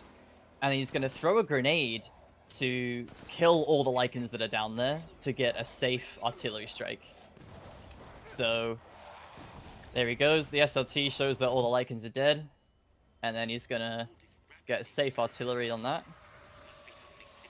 And the second time's a bit more tricky because you get the armored ones. So, oh, is he going to move? Oh, he's moving for this. Okay. Ooh, he's going for the new strats. Are we getting the hybrid? We're getting the hybrid. Even Nope. better. We all win. All right, fingers crossed for him here because I have seen this casty shuffle fail for some people here. Yeah, if your movement is wrong, you can get hit pretty easily. Reloaded. Nice. They're really far behind him there. Oh. He should be charging the locator though. Yeah, he's not charging the. Technically, it's okay. It's okay. Yeah, he's That okay. is Yeah. Flashing. Yeah, he's fine. He can do it now. Yeah, that's it. Yep. That is Very actually nice. what that is actually what it looked like in a boss run. In a boss run, you would come out of the window, you're throwing the flash, and then the moment you're throwing the flash, the locator is reloaded, and you can instantly shoot the laser. Like right when you're coming out, you're throwing the flash, switching to the locator, and you're instantly coming through. But for that strat, technically you would want to have those armored lichens to remove their eye protection, so that actually getting flashed by the flash nade. Yeah, that's what I was thinking. I was wondering why he was doing that there. But he did it very well. Yeah, that was very good. Yeah, he seemed like he had that under control the whole time. Udia Stracia, I said this earlier, this fight looks a lot scarier than it is. Yeah. Oh my god, that was close. Yeah, but strafing his attacks is actually very generous. I don't know if you know the attack I'm talking about, Freggel, but he has one attack that's like really hard to dodge, where he like scoops. Which one?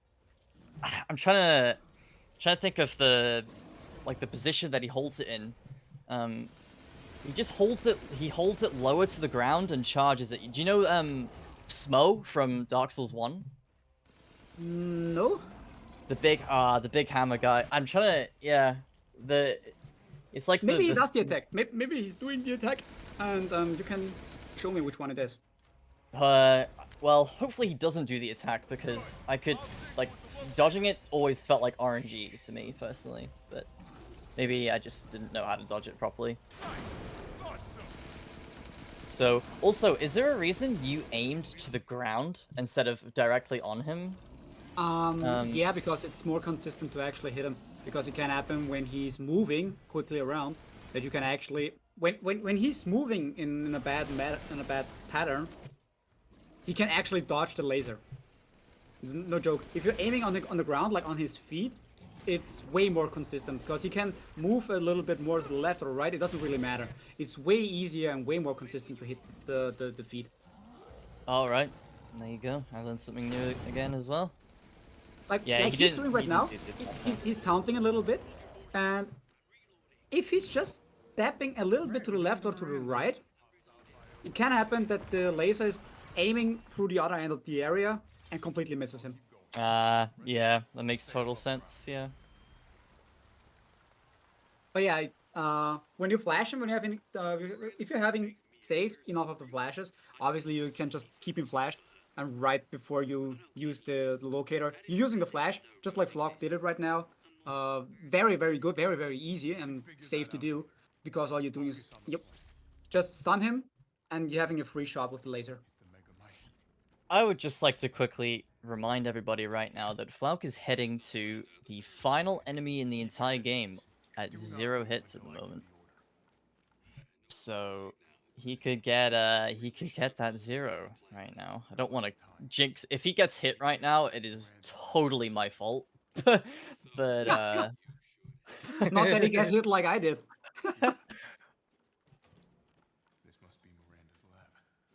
Yeah, Flaoc will not be using, as far as I'm concerned, will not be using the sniper rifle for the last phase of Miranda. We'll actually be using the pistol. What are your thoughts on pistol, actually, for hardcore? I always thought the pistol would be a bit more safer approach, but maybe I'm wrong, or maybe it's the same. I'm talking about the last phase where you have the QTEs where you have to shoot. I believe Flaoc will use a pistol. It works also with the pistol, but I don't feel like it's very consistent. To be honest, it feels like it's not that consistent. It can work if you use the pistol, but it feels like it's not working sometimes. Also, the first hit, when she's making the giant bubble, when you interrupt her the first time during the QTE, you can use the Magnum. But if you shoot too early, for example, it's not working. You have to wait for a certain moment to actually shoot her. Because sometimes, even if you use the Magnum, she's not getting staggered. I don't quite know what actually causes this to happen. It's really, really strange. That final QTE just makes no sense to me. Like, yeah, like sometimes it's so strange. You're hitting her directly, and it's working. Sometimes you're hitting her not directly, and it's still working. Yep. Like it's so weird. It's so weird. The only thing that is consistent, that during the second and the third hit, if you hit the wings, you're definitely getting a hit. Yep. But the thing is, when you actually hit her wing, it really doesn't fucking look like you're hitting a wing. It really doesn't. The only way that you know you hit a wing is because you see like black blood come out of it. That's it. That's why I always shoot the goop at the bottom, because it just eliminates any risk at all of hitting her wing. And I believe he will be using the sniper rifle. I mean, he fully upgraded it, so. He also upgraded the Magnum, so he's definitely going to use the Magnum as well. Oh At yeah, least the I hope so. Magnum. Well, so on hardcore, we essentially just completely stun lock her until the final hit, until the final QTE. Like, she doesn't even get to attack you once. With a combination of the revolver and the sniper rifle, and then we put like 11 mines on top of each other, and by that point she's just dead.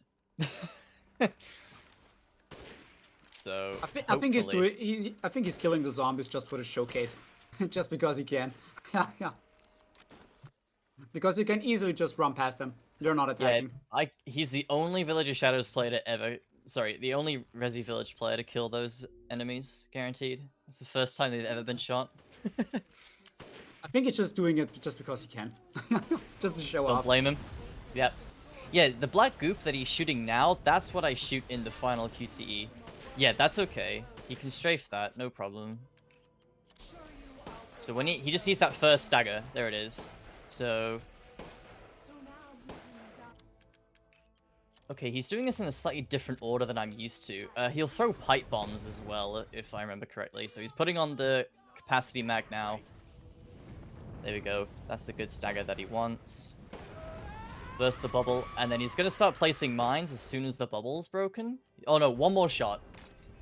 If he shoots I guess it right does a different thing, beneath her and aims up, he can hit her and the ball behind her and dealing double damage, actually. Oh, wow. That's interesting. Yeah, so he's going to lay all these down. And then that's going to... 7% health. Here we go. Yep, that's it. Yeah, don't celebrate too early. You know what happened to me. Yeah. Don't jinx it. Don't jinx it. Sniper rifle? Yeah. No, pistol. Yeah, just like I said, he's going to be Yeah. using the pistol here. Is he going to shoot the goop? He is. Nah. Yeah, he if is. If that attack speed, it wouldn't actually matter. Technically. Yeah, that's true. Oh, yeah. Yeah. GG's to Flaoc. There That we is a go. big GG. 0 hits. Nice.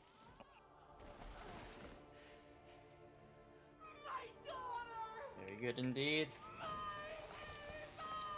Yeah, the fire speed is insane during the pistol, the fully upgraded fire rate. Oh my god. It shoots like a machine gun sometimes. It's feels like a this is Gatling insane. gun. Yeah. Yeah. I wouldn't be surprised if Flaoc did it just for this. They fully upgraded it. Just for showcasing. GG's again, man. Very good. Oh, 258, not that far away. Top 3, nice. 258. That's like Ooh. the same time as my first run, I think. That's way better than my run. Wait, it wasn't. It was like, wait. Mine clocked in like around 5 4 hours. hours and something. Yeah. Yeah, 4:30. Wow. Not bad. We actually pulled it off live. GG's. Amazing. Well deserved. Well deserved. Indeed, but do not let that relinquish your run in any way either. Like two your two run was totally different runs amazing. as well. Hey, Hello. yeah. There he Can't is. believe, can't believe I got it live. Well done defeating Miranda with a Gatling gun at the end. Jesus Christ. Scarcy strat, max the handgun. Yeah, I Just- saw a crazy hybrid of known strats in your run there. Like you did like the Chris section, you went to the roof for phase 1, and then you did the Carty shuffle for the second wave. Like And I modified your mind strats on Morel to be more consistent. what was that? Was that from me? Yeah, I saw yours in the mine strats. You had yours a little far. I figured it out if you put them closer, like the spots I put them at. Yeah. You'll stun 100% of the time. Yeah, I noticed you placed yours in a different spot. I mean, my run's like super outdated at this point, but yeah, no, Yeah. GG's, man. That was very, very good. There was I one almost lost it at the very start. yeah, I saw that. I don't know if you were there for when I ran this on the last tournament, but I lost my run to the same way like I lost my run to that. Door You busted saved it. because you thought Yeah. they'd be going to the window, and all of a sudden the new one spawned at the. I thought Uriash was stunning the lichens outside that bookshelf, but it turns out that he wasn't. So they were just breaking it, and I had no idea. But you managed to save it, so that was very good. There was one really close call on that final Uriash Chris. boss, though, the Chris section. But when I got caught and almost couldn't squeeze around.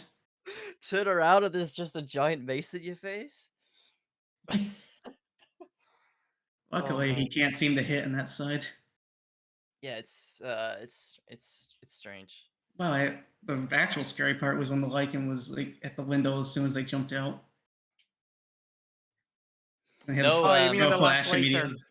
Yeah, on the artillery bit. Yeah, saw that. You got the flash off in time though. Like, luckily you were holding the flash grenades already. Because Otherwise, it's happened before, so I knew. yeah, I'm not sure what you would have done if you weren't holding the flashes already there. If I had the sorry for it, I'd probably just blast him in the face and hope he dies. Well, massive congratulations, Flac, on the Hitless showcase. That was amazing, and well done as well to both of you. Two completely different runs from completely different types of runners. So it was a really good showcase. So thank you so much, Fregel. Thank you, Flaoc, for showing us such a great run. We're going to have to leave it there, unfortunately. We've got plenty more on the way soon, but thank you to our commentators as well. Aries initially stepping in at the beginning, Cosmic and Blasty, of course, providing fantastic insight. Now I gotta hope I can commentate like I can hit this later. Fantastic. We're going to leave it there for a bit, folks, while we set up for our next game, which is going to be Outlast. So join us very soon. We'll see you shortly. Because I might as well just chill out and watch the stream the whole time.